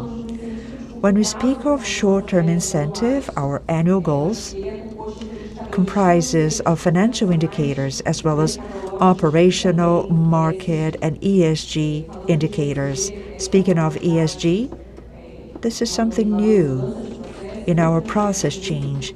Many goals for many executives already were related to ESG, but starting 2022, we have a combo, so to speak. This is ESG for Klabin for 2030. So we have a combo with all ESG fronts, and all officers of the company have their goals pegged to this combo in ESG, and not only where they are in their areas, but also as a group. All officers are responsible for meeting these goals. Coming back to our long-term incentive, this is a very important tool in terms of alignment with shareholders, long-term alignment. Klabin is a long-term company. Retention generates a lot of fruit. And speaking of long-term, Cristiano said in the beginning, he talked about the program internally known as LP for All. This is where we talk about this program at Klabin Day last year. It hadn't started yet. We started back in 2022 as a big challenge ahead. Cristiano said there are very few companies who are bold to have such a level of project to all employees. Some people only relate to the company's management, but Klabin already extended it to all levels of community, and we also extended to all our employees in 2022. It was a big challenge. We didn't know how compliance would be and enrollment. These people have a harder time to expose immediate liquidity. So a group that counts on our share in results that are already previously taken. But we strongly invest in communication, and not only communication, we also invest heavily in financial education for our employees, not only employees, but to our families as well. So we posted results that were just amazing. 33% of enrollment in year 1. We started with some companies, most of them multinational companies, which extend the program to Brazil as well. Very few companies, like I said, have this option to all employees. And the companies we talked to, they came and said, well, after many years, a lot of communication, we managed to achieve 30% as something very successful. At Klabin, we managed to have 33% in year 1. So for us, this shows the size and magnitude of the company's engagement in the company in the long run. Our employees join Klabin in order to stay for longer times, and this program also has a 3-year vesting period. And I brought some figures because we just had our climate poll, and the engagement index is 94% of our employees reflected from this question that we ask. Would you recommend Klabin to your friends as a good company to work at? So that's a question that companies who work on climate survey in the market, usually they have all these surveys because it directly reflects the engagement and commitment by employees with the company and their intention to stay. So just as I talked about the executives, many of these officers have been in the company for many years, but it also applies to all levels of the company. Many people, many generations at the company who join with the intention to make history and to build the future of the company. Last piece of information, if 100% of employees enrolled our long-term incentive plan, the value of the company in this program would be 13 million. So we brought this to say that this is a small value compared to the return it may bring in terms of employee engagement. And to close, coming back to the example shared by Cristiano, our coffee server also enrolled, as well as many people in the shop floor, people in the forestry area. We also went to the field to talk to all of them. And the coffee server really came to the table, our CFO, and she said, I want to check if you're really taking care of the company because now part of the company also belongs to me. So this engagement return is invaluable, and we can see this reflected in everyone who works at the company. This is what I'd like to share, and I'll be here to take questions. Thank you. Thank you, Tina. Here at Klabin, we talk a lot about the company's business model, which is an integrated model. And like I said before, in addition to diversification and flexibility, this also shows the resilience of the company and how easy it is for us to navigate in different economic scenarios, delivering consistent results to shareholders. To talk about it and talk about the outlook for the future, I'd like to invite upstage Marcos Ivo, CFO and IRO. Welcome, Marcos.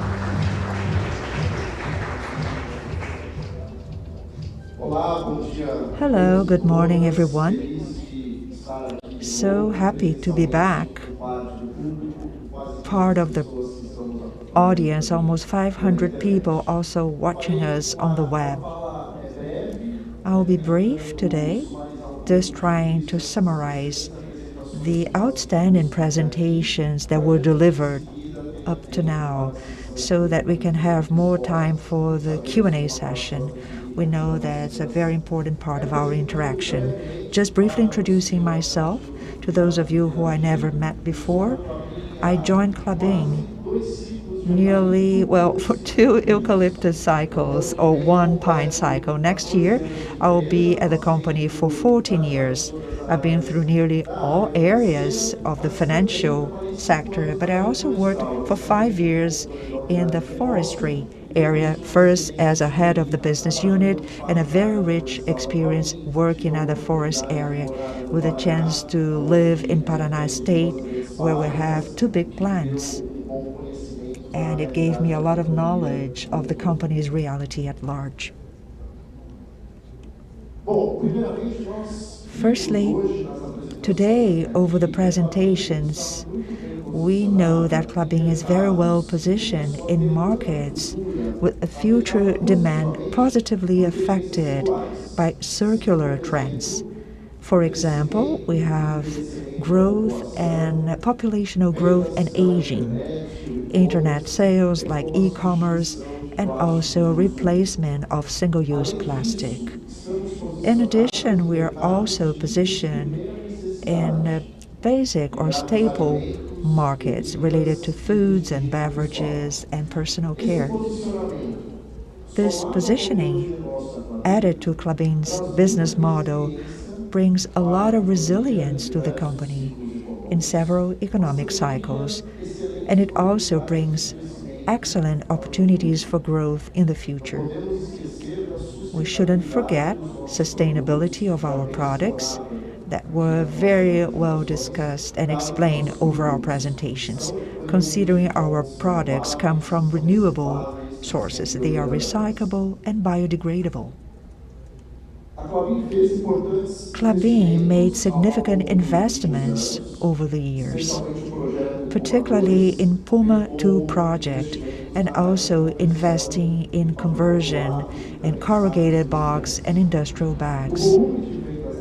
Klabin's sales volume for the next 5 years will benefit from the ramp-up of the 2 machines in Puma II project and corrugated box project. Speaking of the 2 machines for Puma II project, we have machine 27, which manufactures Eukaliner, and startup happened late last year. This piece of equipment has a total capacity of 150 million tons, and full capacity is expected to be achieved by 2024. As for machine 28, which will bring coated board, total capacity of 460,000 tons, the full capacity is expected to be achieved between 2026 and 2027. At the end of the day, Klabin has this growing volume for the next couple of years. We also would like to mention corrugated box, particularly owing to Figueira and Horizonte projects, bringing volume growth for this product at Klabin. If we put both businesses together, for the coming years, there will be an increase in the share of packaging and paper with a total sales volume at Klabin, and as a result, an increase in the share of these business in the company's EBITDA. Please bear in mind that historically speaking and structurally speaking as well, the EBITDA of the paper and packaging business is more resilient and more stable, especially in coated board and corrugated box, and that's especially where the incremental volume will come from Klabin. Still speaking of coated board, Flávio talked a lot about the context of this market and to what extent this market is favorable, at least by 2025. In other words, we'll have a couple of years that will be very favorable for us in the future. And what does it mean to Klabin? In addition to making it easier with machine 28, with 60% of production sold, it will also convert it to a price rise. Our vision today for year 2023 gives signs of an average price of coated board with an increase vis-a-vis year 2022 of at least 2 digits. Here we show ROIC. We spoke a lot about ROIC in our interactions with capital markets. Klabin, as a result of successful strategy, capital allocation, business model, and good performance, for the last 13 years, we improved EBITDA more and more, and this also includes year 2022. At the same time, we also changed the level of return on invested capital. The first 6 years of the last decade, Klabin's ROIC was 9%. When we check the period from 2016 to 2022, this average ROIC increased to 14%. Looking ahead, I'm very confident to show you all that Klabin's ROIC for the next 6 years, on average, will be greater than what we had in the last 6 years. And how does this confidence come from? From the maturation of our projects since Puma I. For the next 6 years, we're going to have these projects becoming more mature, sustaining the company's ROIC increase. We always want to be transparent. So on this slide, we share our capital allocation it continues to be focused on increased capex and maintenance, as well in payment of value to our shareholders. Klabin has a policy for proceeds, and it sets as a goal the payment between 15 to 25% EBITDA as proceeds. Historically, it pays 20% EBITDA, or the middle of the average between dividends and interest on capital to shareholders. For the last 12 months, following this policy, Klabin paid a total of $1,624,000,000 as dividends plus IOC, or long-term interest rates, with a dividend yield of 6.6% to our shareholders. In terms of allocation of capex, the forecast for 2023 is total capex of 5.4 billion reals, out of which 2.1 billion BRL to conclude Puma II project, 1.1 billion BRL for other special projects towards growth, and substantially the Horizonte Figueira corrugated box project, another 2.2 billion reals as maintenance capex. Out of this capex, 800 million reals for replanting of our forests and 1.4 billion reals of industrial maintenance. A topic that also has been discussed with the capital market is the replacement or the reform of our boiler in Monte Alegre, because it's from 1978. Our engineering team is still working on this topic. We are moving well. Today we have two possible alternatives, and they're being detailed, and they point to a lower capex than what we had initially considered. We believe that the engineering studies and the submission of the project to our board of directors will happen over the first half of 2023. It's important to mention that in terms of capex for this boiler project in Monte Alegre for 2023, we'll have only the disbursements of preparatory works, and that the full amount is included in this total of 5.4 million reais that I bring to you here for 2023.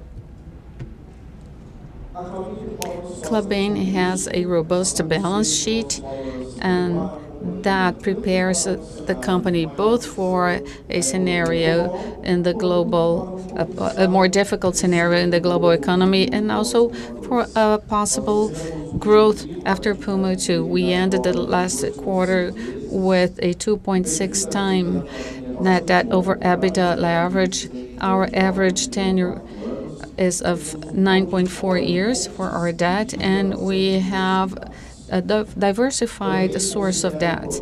Also important, considering our interest rate context right now, to highlight the profile of our dollar-denominated debt. The net debt of Klabin is mainly in dollar. Out of this dollar-denominated debt, the average cost is of 5.1% a year, and 92% of this dollar-denominated debt is contracted at a fixed interest rate. And what does that mean to us? Even with the interest rate increase that we see all over the world, in the beginning, in the first moment, we will not be affected because we have contracted fixed rate. Therefore, our debt is not increasing right now. Finally, I would like to bring to you a very clear message of a Klabin that is well prepared to cater to current and future demands of society. We saw that we have a business model that is integrated, diversified, and flexible, and it brings resilience and stability to our results, allowing Klabin to have predictability and regularity in paying dividends to its shareholders. And at the same time, Klabin continues growing with new projects where it will materialize its competitive advantages in increasing capacities and large projects of great return, and therefore we move on in our trajectory, generating value to the whole society in a sustainable fashion. Thank you very much, and I will be available to take your questions in the Q&A. Thank you very much, Marcos. I thank you all very much. Thank you all the speakers. So now we end today's presentations. Now we are going to open the floor for the Q&A session. And I would like to remind you, if you are following Klabin Day online and you have not asked your question yet, please send it via the QR code that you see on the screen right now. Identify yourselves, state your name, the name of your company, the institution, and also an email for contact. And for those of you that are here with us in person, just raise your hand. One of the receptionists will take the microphone to you. We already have a question here. Is that true? Okay, so please raise your hand. And before starting the Q&A, I would like you all to identify yourselves when you ask the question. Now I would like to invite all the officers that had their presentations here, that they come to the floor so that we can start the Q&A session. Thank you.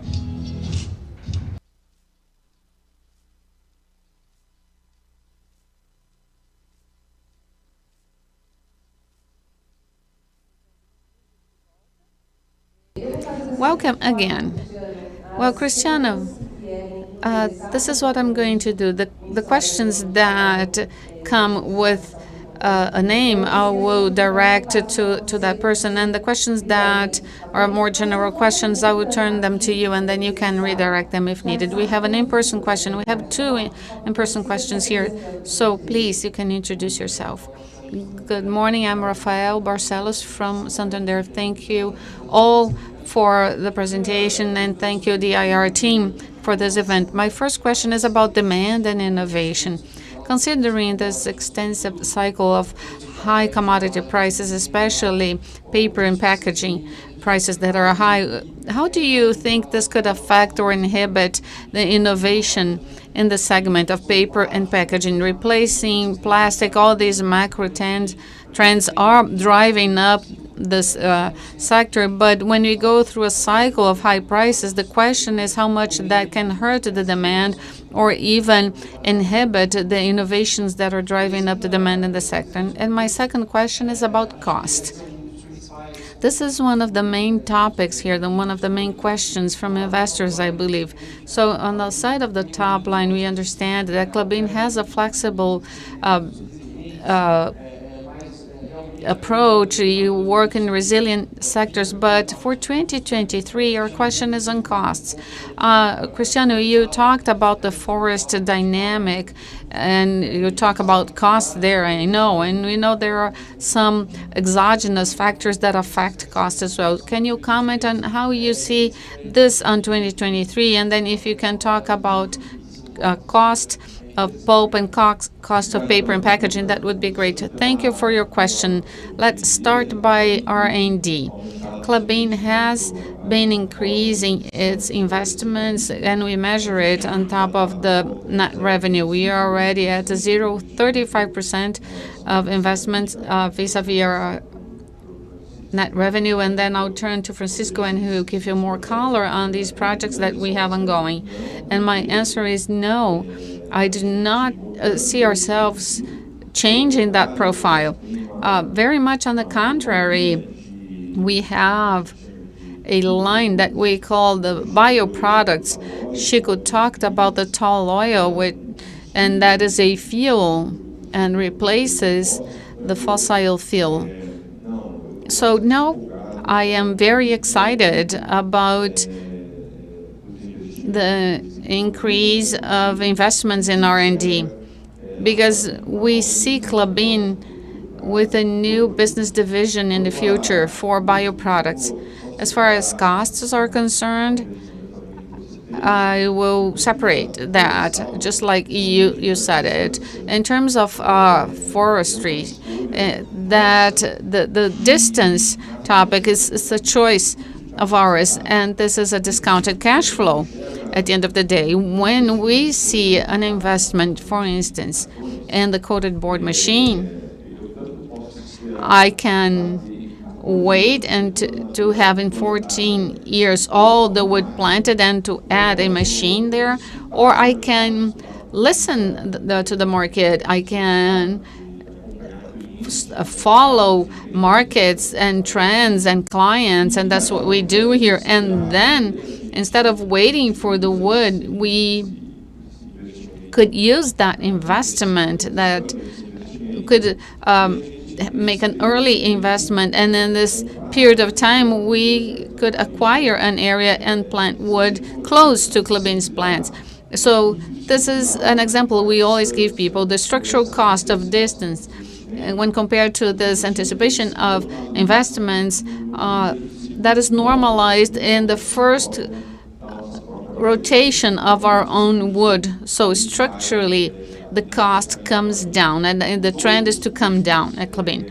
And the other costs, the other raw materials that are affected by oil and chemical products and so on, we always focus in efficiency and the specific consumption that also goes through R&D investments and also state-of-the-art equipment that allow us to be a resilient company in terms of costs, exactly because of the efficiency in the chemical consumption. Finally, still in the costs line, Figueira's investment. That unit is reducing in 50% the conversion cost, just the fixed conversion cost. If I consider my higher conversion cost, I can exchange at my 50% less fixed conversion cost. Therefore, I have more capacity and a more efficient site.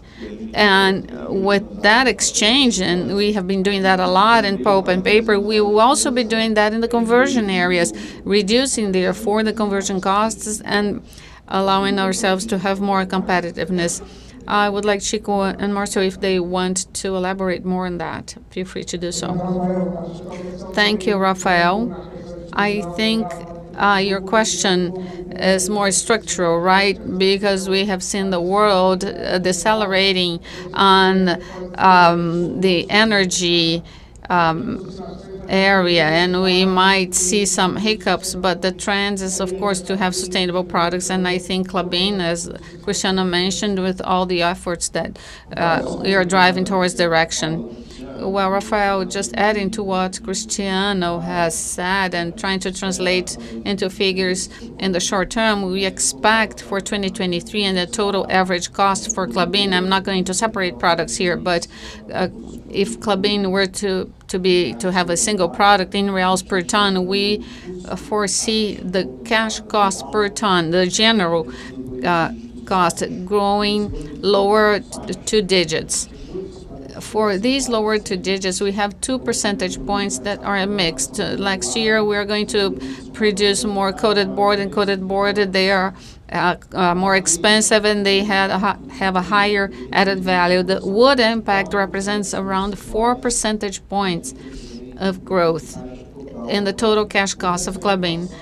Other than that, we have inflation, and inflation just like we have in the model for all the items. And I also like to highlight wood sometimes is a question, but how do I see that? Klabin has learned how to develop safe projects without anticipating the capex of wood, and that can easily be seen in terms of a better return of the project. This was the first time in the company's history where we developed a project without having the full forest asset ahead of us. So it's great because we have now learned, we have done it, all the projects are there, and that's going to help us in the future growth. Thank you. Thank you, Rafael, for your question. So we have another question here in the audience. Please introduce yourselves. Good morning, everyone. I am Leonardo Correa from BTG Pactual. It's a pleasure to be with you again. Thank you very much for the presentation. My first question is, Nicolini, your presentation was very much focused in fluff. When you look at Klabin's projects, there's nothing proved in terms of expansion for fluff capacity. And clearly there is a growth trend. You were excited about it. Almost all the presentation was towards that line of thought. So what do you need to have more capital invested in this front? And my second question, Chris, I want to bring you to the discussion, something that people don't usually ask about, but I think that it's clear for most of the market and for analysts and for opinion makers that Klabin is being undervaluated in these past few months. When we think in terms of performance of paper and any metric that you use to analyze it, the company's shares are very much discounted in different areas. I would like to hear from the management. How do you explain that? How do you see it? What the market is not saying? The market is not paying for growth? Or just like Ivo showed in that ROIC slide, the market is not seeing the sustainability, this ROIC from now on. Maybe the market does not understand this flexible, diversified model with low volatility. I would like to hear from you. How do you see this moment and why the stocks are not reflecting the value that some people think that it deserves to have? Thank you. Very well. I will help Nico here, and he can add. But let's start talking about new investments. Yes, in fact, we do not have anything that has been submitted to our board of directors, but you know it well. We work with a clear vision, and 5 or 6 years ahead of time, ahead of having any idea of investments. We studied the market. We know well which pieces of equipment are going to start by the engineering process, and the maturation time of a process like that is very long. We are paying attention to that, and in fact, we see fluff, especially for softwood, which is a large market of a great value, as one of the main products in which Klabin should invest in the future. We are getting ahead of ourselves, of course, in the region. That is a region different from Paraná. We are being conservative, and we are already working on our forest base. And yes, we should extend in this year of 2023, in the light of today. You know, we do not feel comfortable to submit that to our board of directors if throughout the year the macroeconomic situation changes, or at least if what we see in the world, which is a movement to increase interest rates to control inflation, the American mortgage over 7% of population and so on, if we do not see it happening, what seems like it's going to happen, which is a worldwide recession, we'll submit that to the board. But in light of today, we rather wait. Nico, would you like to talk about the product itself, and then I'll come back to talk about the market? Yes, I would like to add. We have two different things. On the one side, we have a success story, which is our Machine 26 evolution. I showed it to you in terms of market, product, penetration, a sound client base. I think this is already settled. On the other hand, we have a cautious side. The macroeconomic situation, we do not know how the main economies will behave. So we do have market studies, we have feasibility studies, but the macroeconomic situation really draws our attention and makes us to take a step back right now and analyze the market and to try to find out what's going to happen and if we should anticipate or postpone a possible future investment. Now, to conclude the first part of the question, in terms of engineering and forestry, and that's what we need before we propose a new project, this is well established. So in fact, what we have now is a process that I consider to be right for this cautious moment. And let me try to address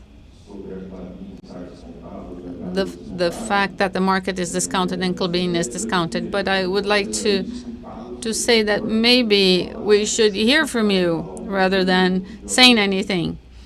But of course, I would like to hear from Marco after I comment on this. Well, in the beginning, I dedicated myself to the spreadsheets that you run, and the main analysts that work with Klabin. I analyzed the Excel spreadsheets to see how you get to that number, because we do have our discounted cash flow. We know what is the volume that we are bringing into the next years. We do know the price curves of these products. We also know the global trends of consumption of products that are based in fibers and recyclables and biodegradables. We have the sustainability characteristics by sequestration of carbon is still under-evaluated on the economic point of view. We have new technologies. We are going into this area mitigating carbon. We know how much we can improve the company's ROIC, switching equipment, diluting fixed cost, providing life to 60-year-old sites of the company that could be the most modern sites in the world. So I do know the capacity of cash generation and resilience of this company. I can state that this company is among the main ones, and I would not add more than 3 companies there. One of the 3 main efficient companies in pulp and paper in the world, and the company with a higher trend to grow organically. And a lot of that just by replacing production of high cash cost of the Northern Hemisphere.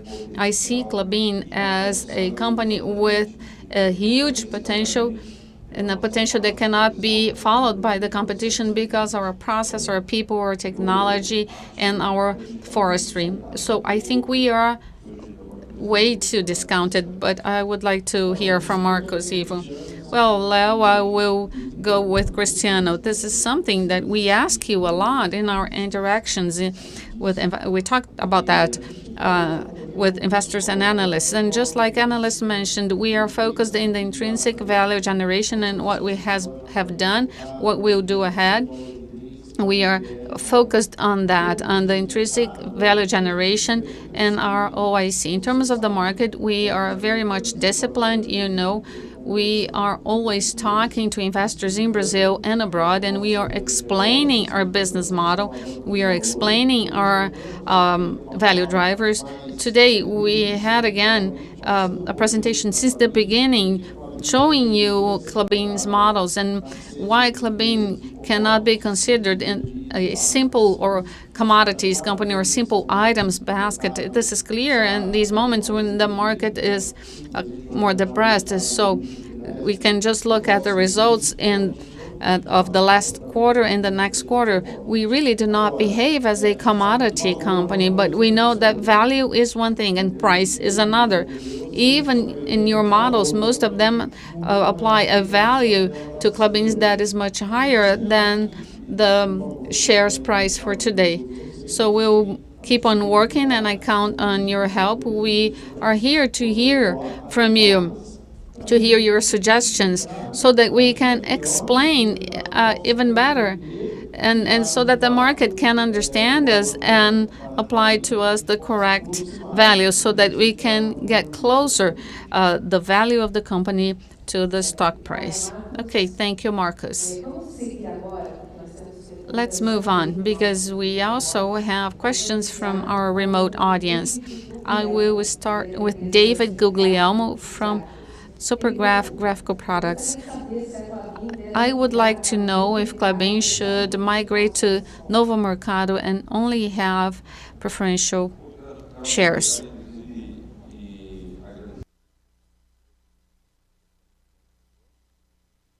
I would like to thank Paulo Galvão from the board. He wasn't here before. And I also would like to thank the presence of the other board members with us. About this single class, this is not something that the top management is discussing right now, but I think this will be discussed when there is an opportunity ahead of time, maybe an M&A. So this is not something that we are discussing right now. And the economic right of shares are equal for all. So any of the shares that you are acquiring, you're going to receive the same amount of dividends. You have the same economic value in the case of an M&A and so on.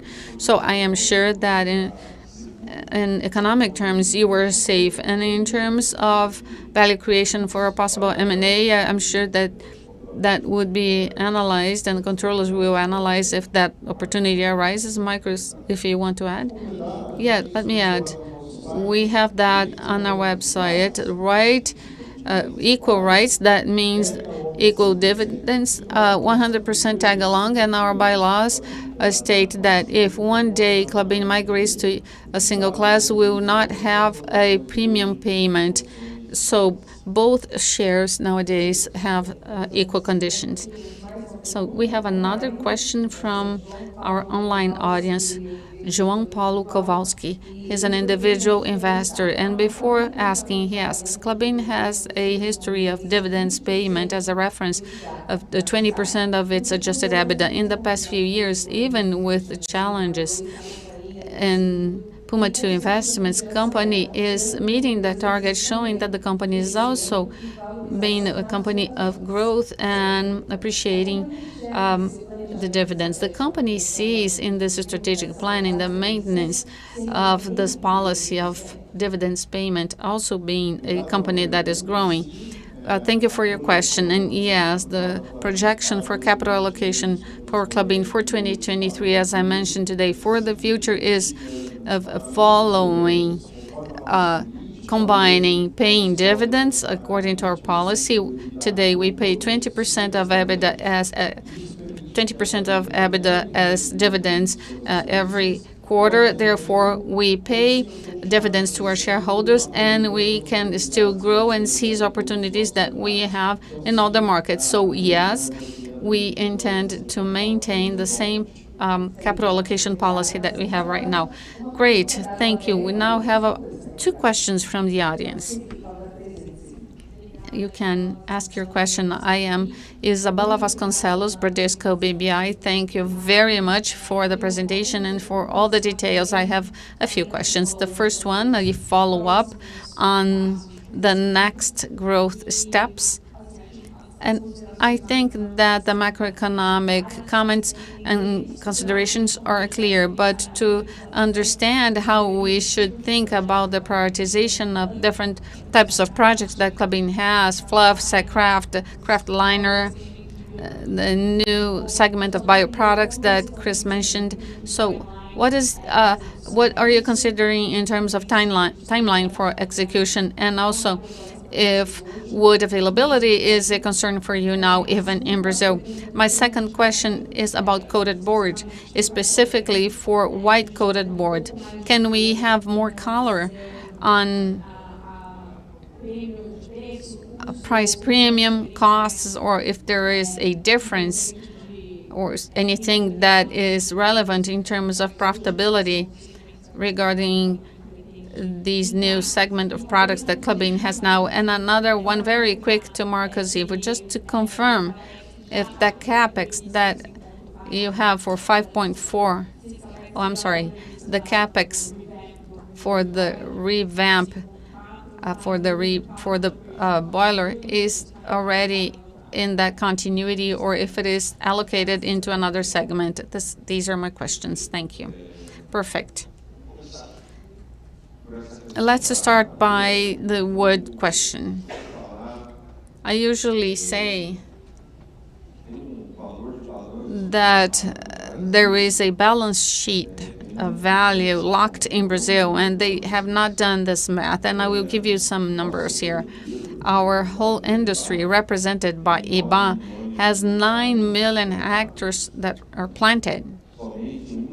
Just one company, the largest one in the industry of a protein company, manages almost 90 million hectares. That is 10 times the land that is dedicated to protein production. And protein production in Brazil is still of low yield, is of 0.8 cattle head per hectare.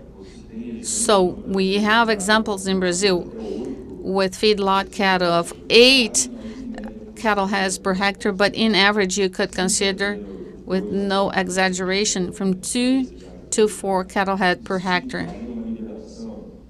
That would mean the release of million hectares that could double or triple the volume of planted area in Brazil. Productive land, good land, already that's a legal area already. So I do not believe that we have any problems in the long term in terms of wood supply in Brazil. But I see a need to have planning and vision so that this wood is either unlocked for the country because it is locked by the livestock, and I think that will come not only by the agribusiness but also by planted forests. And this is an industry which is global benchmarking in cash cost, and I believe that Klabin might be one of the main ones in this area. You asked 3 questions, and I focused on this question about wood. I know you also asked about investments, and Marco can talk about it, but about investment timing. We said a couple of times in our conference calls that our focus right now is on fluff, sack kraft, and slightly heavier fluff. So we're keeping an eye on Santa Catarina region. What I mean by heavy kraft is because the pine base is higher than light kraft. Now, considering that we have this longer horizon, particularly if we consider macroeconomics today, I believe that by the end of 2023 and early 2024, we will be ready to make proposals to the board of directors. The investment maturity might be from 24 to 36 months, depending on how our engineering team finds it more feasible. Either all pieces of equipment at once or one at a time. The idea today is very much focused on the fluff sack kraft market and also container board, therefore kraft liner. But this change might occur owing to engineering designs. Marcus, did I forget anything? For CapEx, approximately 150 million reais for prep work for the boiler. It's included in the maintenance CapEx. It's included in 1.4 billion for industrial maintenance. Flavio, you can talk about the white-coated board. Thank you. There's white-coated board. Firstly, that's more than 20 million ton market. We don't want to be in this market. We want to be high-end specialty coated board, particularly for softwood. And there is a premium price. We want to be in geographies that make more sense to us. It includes Brazil, more high-end. LPB is another one with a premium price, about 10% vis-a-vis historical levels. It more than offsets production costs to manufacture coated board. And when it comes to our business model for Machine 28, it replaces kraft liner, lower margin products allocated for the first years of the machine. So there is an increase in profitability and yield. Great. There are a couple of questions coming in. Please go ahead. Please introduce yourself. Good morning, Ricardo Monagani from Morgan Stanley. Thank you for the presentation. I have two questions. First, a follow-up question about the cost of wood. When you check the schedule for the share of own and third-party wood, when it comes to pine, the share of own wood continues to go down until 2026. However, for own eucalyptus, it goes up.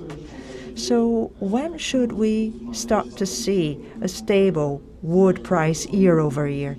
Will it only be when the share of own pine wood goes up again? Or could we expect to see an increase, and this sequential increase in the ratio of own versus third-party eucalyptus will more than offset the drop in pine? So that's my first question. The second question is about the recovery boiler. So firstly, I would like to understand what drives you replacing or revamping the recovery boiler. You showed the old one or revamping. So is there a difference in production? Should you decide to build one from scratch? I believe there is a difference in capex, but could you give us more color? Conceptually, what would change between one decision and the other? Thank you. Let me talk about the recovery boiler, and then Marcos and Sandro can tell you more about the wood cycle. So what drives us to invest in a recovery boiler? I'm going to share some data, and then I'll be more accurate for Monte Alegre unit. How do we analyze competitiveness in the industry? Obviously, we all start with forest yield. However, I could mention many things, but I'll focus on the industrial area. When you go to the industrial area, you have the drying machines. You can both dry by doing pulp and also different kinds of paper. Competitive conversion. Anyway, the main piece of equipment when it comes to capex, once you cook the wood, it's exactly the recovery boiler. We consider what happens in the world. We try to find the concentration of production and to check the average age of equipment. A recovery boiler could reach 50 or 60 years. It's possible. However, with a lot of investment in maintenance. And in this industry, sometimes you're not so careful with assets, not only in Brazil, but in the whole world, particularly in moments of crisis. At the end of the day, the average age of these equipments today, particularly in the US, are about 45 years. The vast majority of recovery boilers in the US are in the last quartile of their lives. When you project the market into the future, like I said many times, not only Brazil, but Klabin, particularly because it is the only Brazilian manufacturer that is characterized by softwood capacity, I see Klabin as a company that will gain more and more global market share, particularly with soft fiber, softwood, and particularly owing to the replacement of equipment in the U.S., which will eventually happen. We don't see new investment in pulp in the U.S. Rather, we see machine conversion for recycled products, so the end of the line. However, we don't expect to see investment in pulp cooking in the U.S. And this brings a certainty that capacity will come from Brazil, more specifically from Monte Alegre. This boiler is one of our boilers with this characteristic of being at the end of life. Today we run with a lot of safety. We had the option to replace this equipment and put it into a new area of the site, adding more capacity to the site. We also had the possibility of having a smaller boiler, more integrated in the current layout. And we also had the chance to renovate the current boiler, basically just having the structure, but everything else would be replaced. We started conversations for a couple of years now, always making reference to the operational safety of the factory, which is absolutely in order. But we've been considering all possibilities, and today we are closer to the first quartile of the investment. And we began to consider, or being more conservative, this would be for the last quartile of the cost as investment capex. And the good news today is that our engineering team has found solutions that will bring this capex to a much smaller number compared to what we first envisaged. So the cash flow, discounted cash flow, so this boiler is not disconnected. It eventually loses capacity. Today, it's at full capacity. But if we stick to it, it will lose capacity over time, so the plant's capacity would be reduced. Currently, it's around 1 million tons. If we think about the discounted cash flow into the future, at least 2 decades, if we replace the equipment, we maintain or even improve a specific yield because it's new technology in the discounted cash flows. So the motivation exists, studies are going on. We're very optimistic and motivated because capex is relatively smaller compared to what we considered before. As for wood cost, it comes to a peak, becomes flat, and goes down before the pine curve. On the chart, you will see that the absolute number for pine or eucalyptus is higher than pine. And because eucalyptus cycle is shorter, starting next year, there will be a larger share of own wood, and it gets stronger starting 2027 and 2028, hitting the target. Second reason, also because pine's cycle is longer, we can anticipate purchases with good planning. So the impact is smaller of having 1 ton of third-party pine compared to eucalyptus. We don't want to lock the curve year over year because it's important for the forest team to have the freedom as we move forward. And by the way, remember the forest operation is climate dependent. So the cost of the cycle should be the cheapest possible.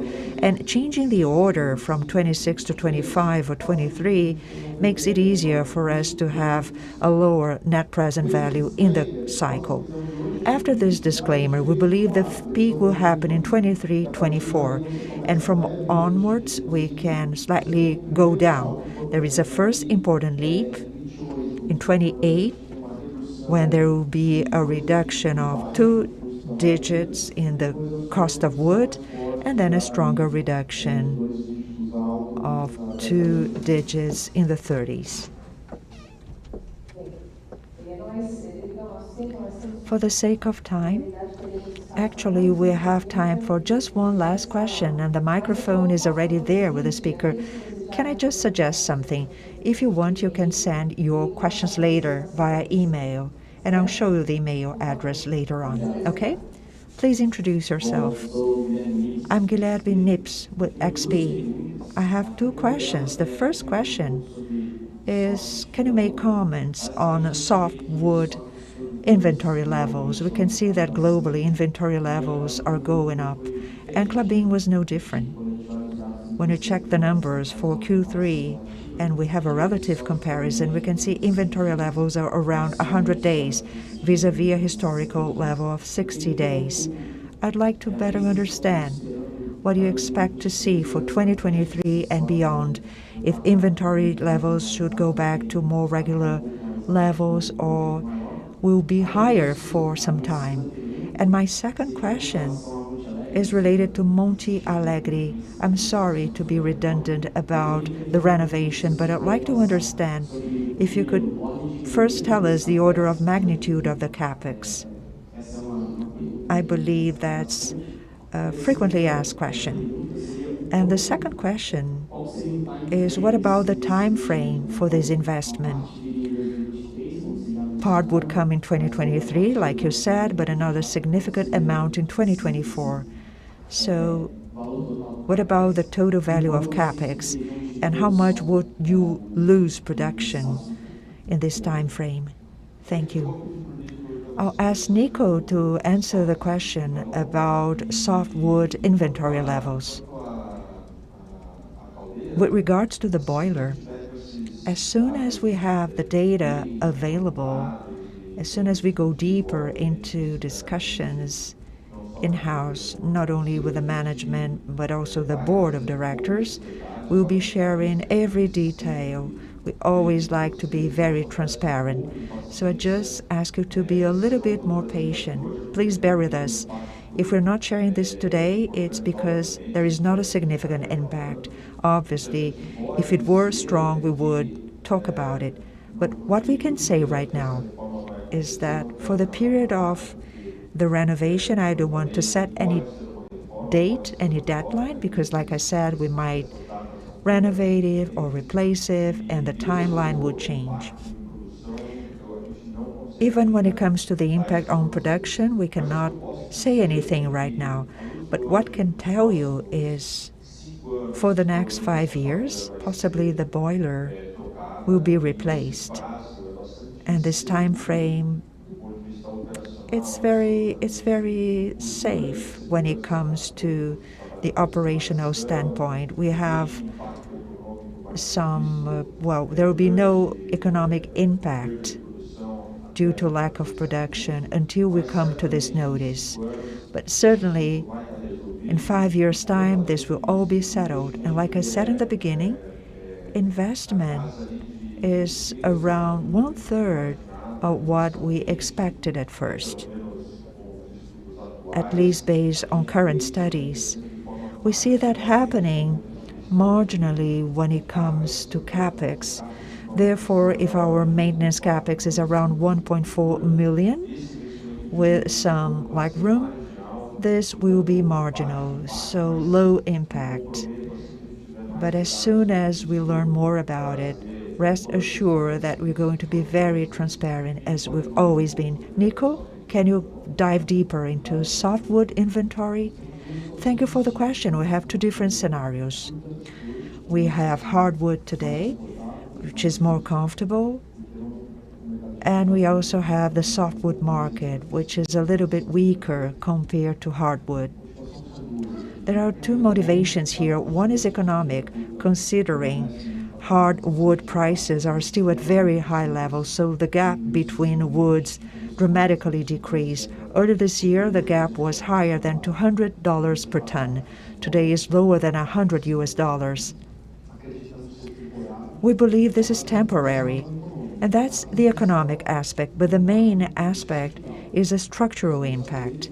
I think you know that owing to the war between Russia and Ukraine, the Finnish and the Nordic countries no longer produce a considerable amount of hardwood, which is birch, but the equipment is there to be used and being produced.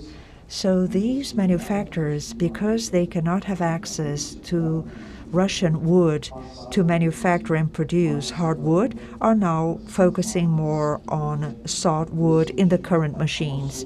So for this region, there is an oversupply of softwood pulp.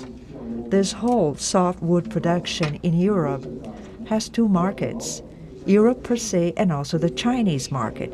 Today, China is standing out vis-a-vis other geographies. Demand is weaker compared to Europe and the US, and this puts a lot of pressure on this market.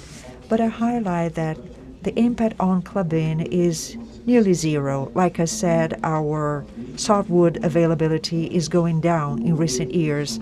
The current production volume is to the domestic market, not for paper, but for fiber and cement, and focusing on fluff, and the outlook remains quite good. Great, Nico, thank you. So the purpose of our panel actually is to give voice so you can ask questions and clarify all the questions you have. For this reason, we're going to close our online audience, but we'll open the floor for this gentleman who is in front of us. Good morning. It's a pleasure to be here. I'm really honored to be here with such a magnificent and outstanding talk. I'm from Imagine, and I'm a Klabin shareholder since it went public. So I already paid for one share of Klabin 302 reals, and I already paid 14 cents of a real. Fair enough. My feeling is the following. Klabin does not manage to show the image higher than that of 4 reals because actually when you pay proceeds, and Klabin's proceeds are way above others, no matter how high proceeds are, when it comes to the share base, the factor or the number is very small. So my feeling is the following. Klabin pays small dividends, but actually it's not small. So the company's management, in my opinion, should be more concerned with regards to the company's image. I'm very confident that if Klabin put together the U.S. market, it wouldn't cost 67 cents of a dollar alone. This is my opinion. Now I'd like to ask the following question. Brazil is a country with systematic inflation. All assets are converted into financial assets. What we notice is that the value of companies do not represent their reality. Today, share is around 92 reals. So I'd like to know the following.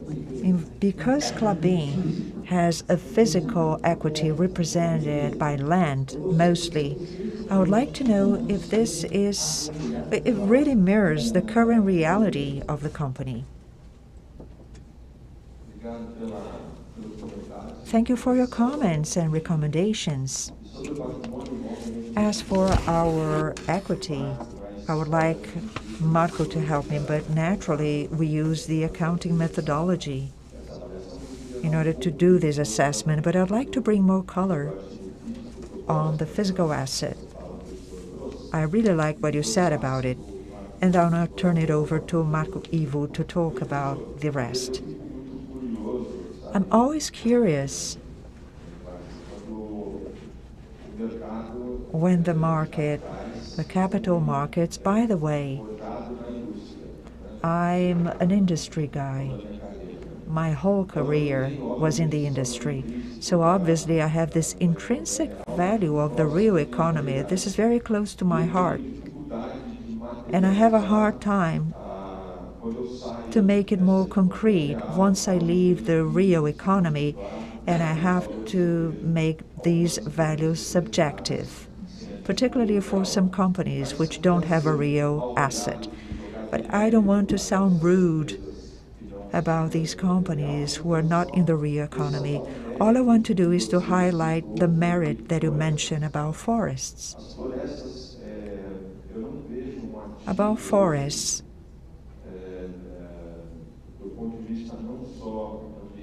when it comes to the environment and the economy, I cannot think of a more value-creating asset for untapped industries. I'm going to give an example, moving away from pulp and paper. I'm referring to civil construction. Wood, once used for civil construction purposes, wood at least is carbon, half is water, at least. And if you use this wood to build a house, this house or carbon will be retained for at least 50 or even 70 years in the house, which is the time it takes for the molecule. Once emitted, that's the time it takes to be reabsorbed by the atmosphere through photosynthesis, generated by the planet or by algae and forests.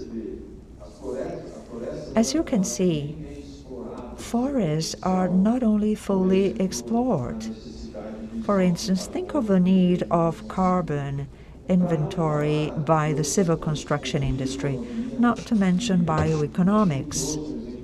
Francisco brought a good example of pine oil. It's a biodiesel which replaces fuel oil. And all these examples that I'm saying are upsides to Klabin's business. These are value that might one day bring even more added value to Klabin.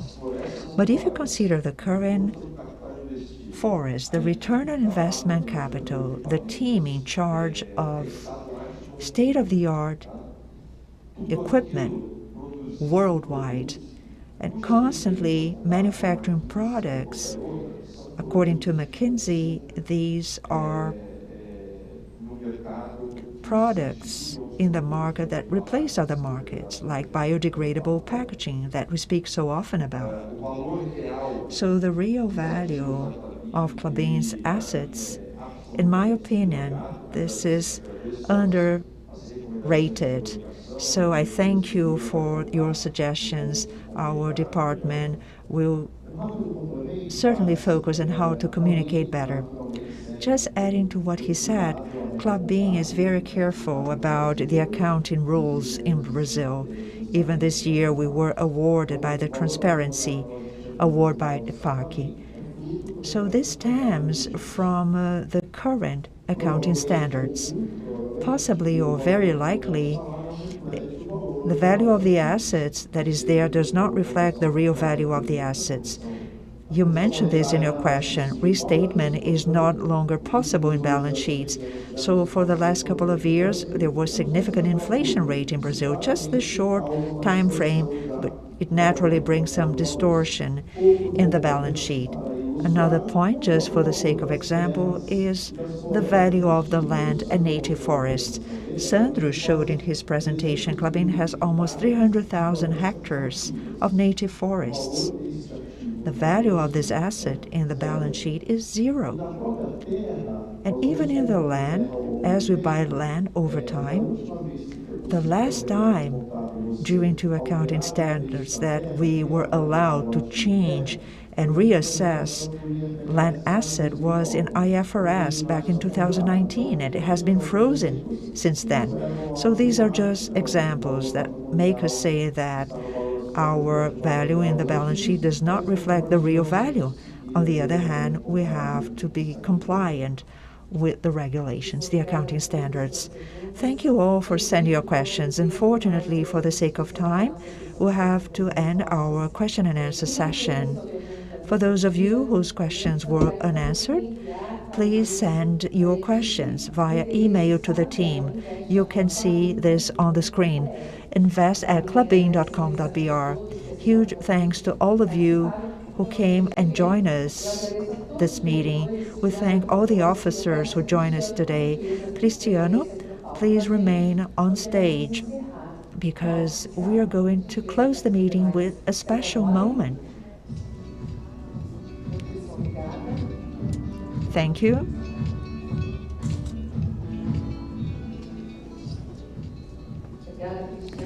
Thank you, Cristiano, Marcos. We have good news, great news actually. Once again, the company was acknowledged by APIMEC, the Association for Investors and Assets, with the Platinum 2020 Due Diligence seal. So to make it official, I'd like to invite upstage Lucy Souza. She's the executive chairman of APIMEC. Welcome, Lucy.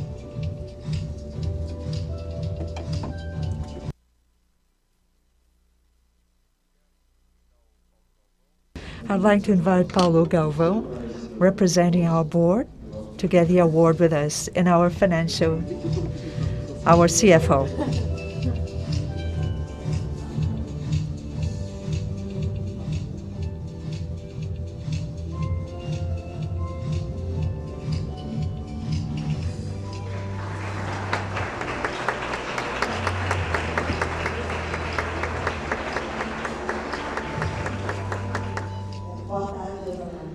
Good afternoon, dear analysts, investment professionals, and investors who are here with us and also online.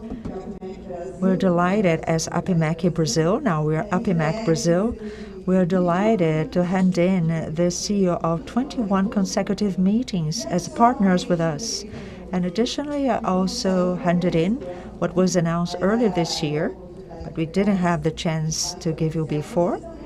You also were awarded with the best meeting of last year, 35,000 professionals in 2021, face-to-face or online, with your partnership with APIMEC. So these professionals assessed you and you were the winners with the best meeting in 2021. Now we're running for 2022 as well. So you get an invitation to evaluate this meeting via email. Please, we count on your feedback. Maybe Klabin will be the next winner again. Other than that, just to conclude, I would like to give you, probably you have a library, the book that shares the history of our association, which is mingled with capital markets. We've been together for 52 years in capital markets. So this is the book. So I thank you all, and I give the floor back to Cristiano.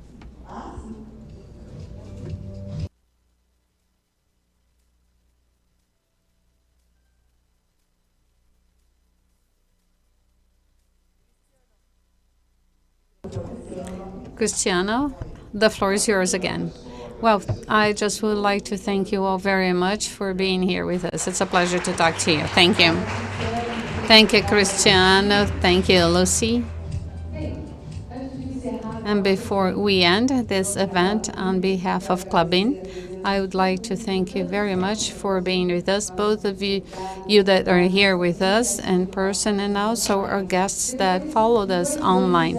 After 2 years, it is a great pleasure to be able to have this event again in person. Please check all the contents that we have available at the Klabin Invest platform, especially for analysts and investors. Thank you very much, and see you in our next event.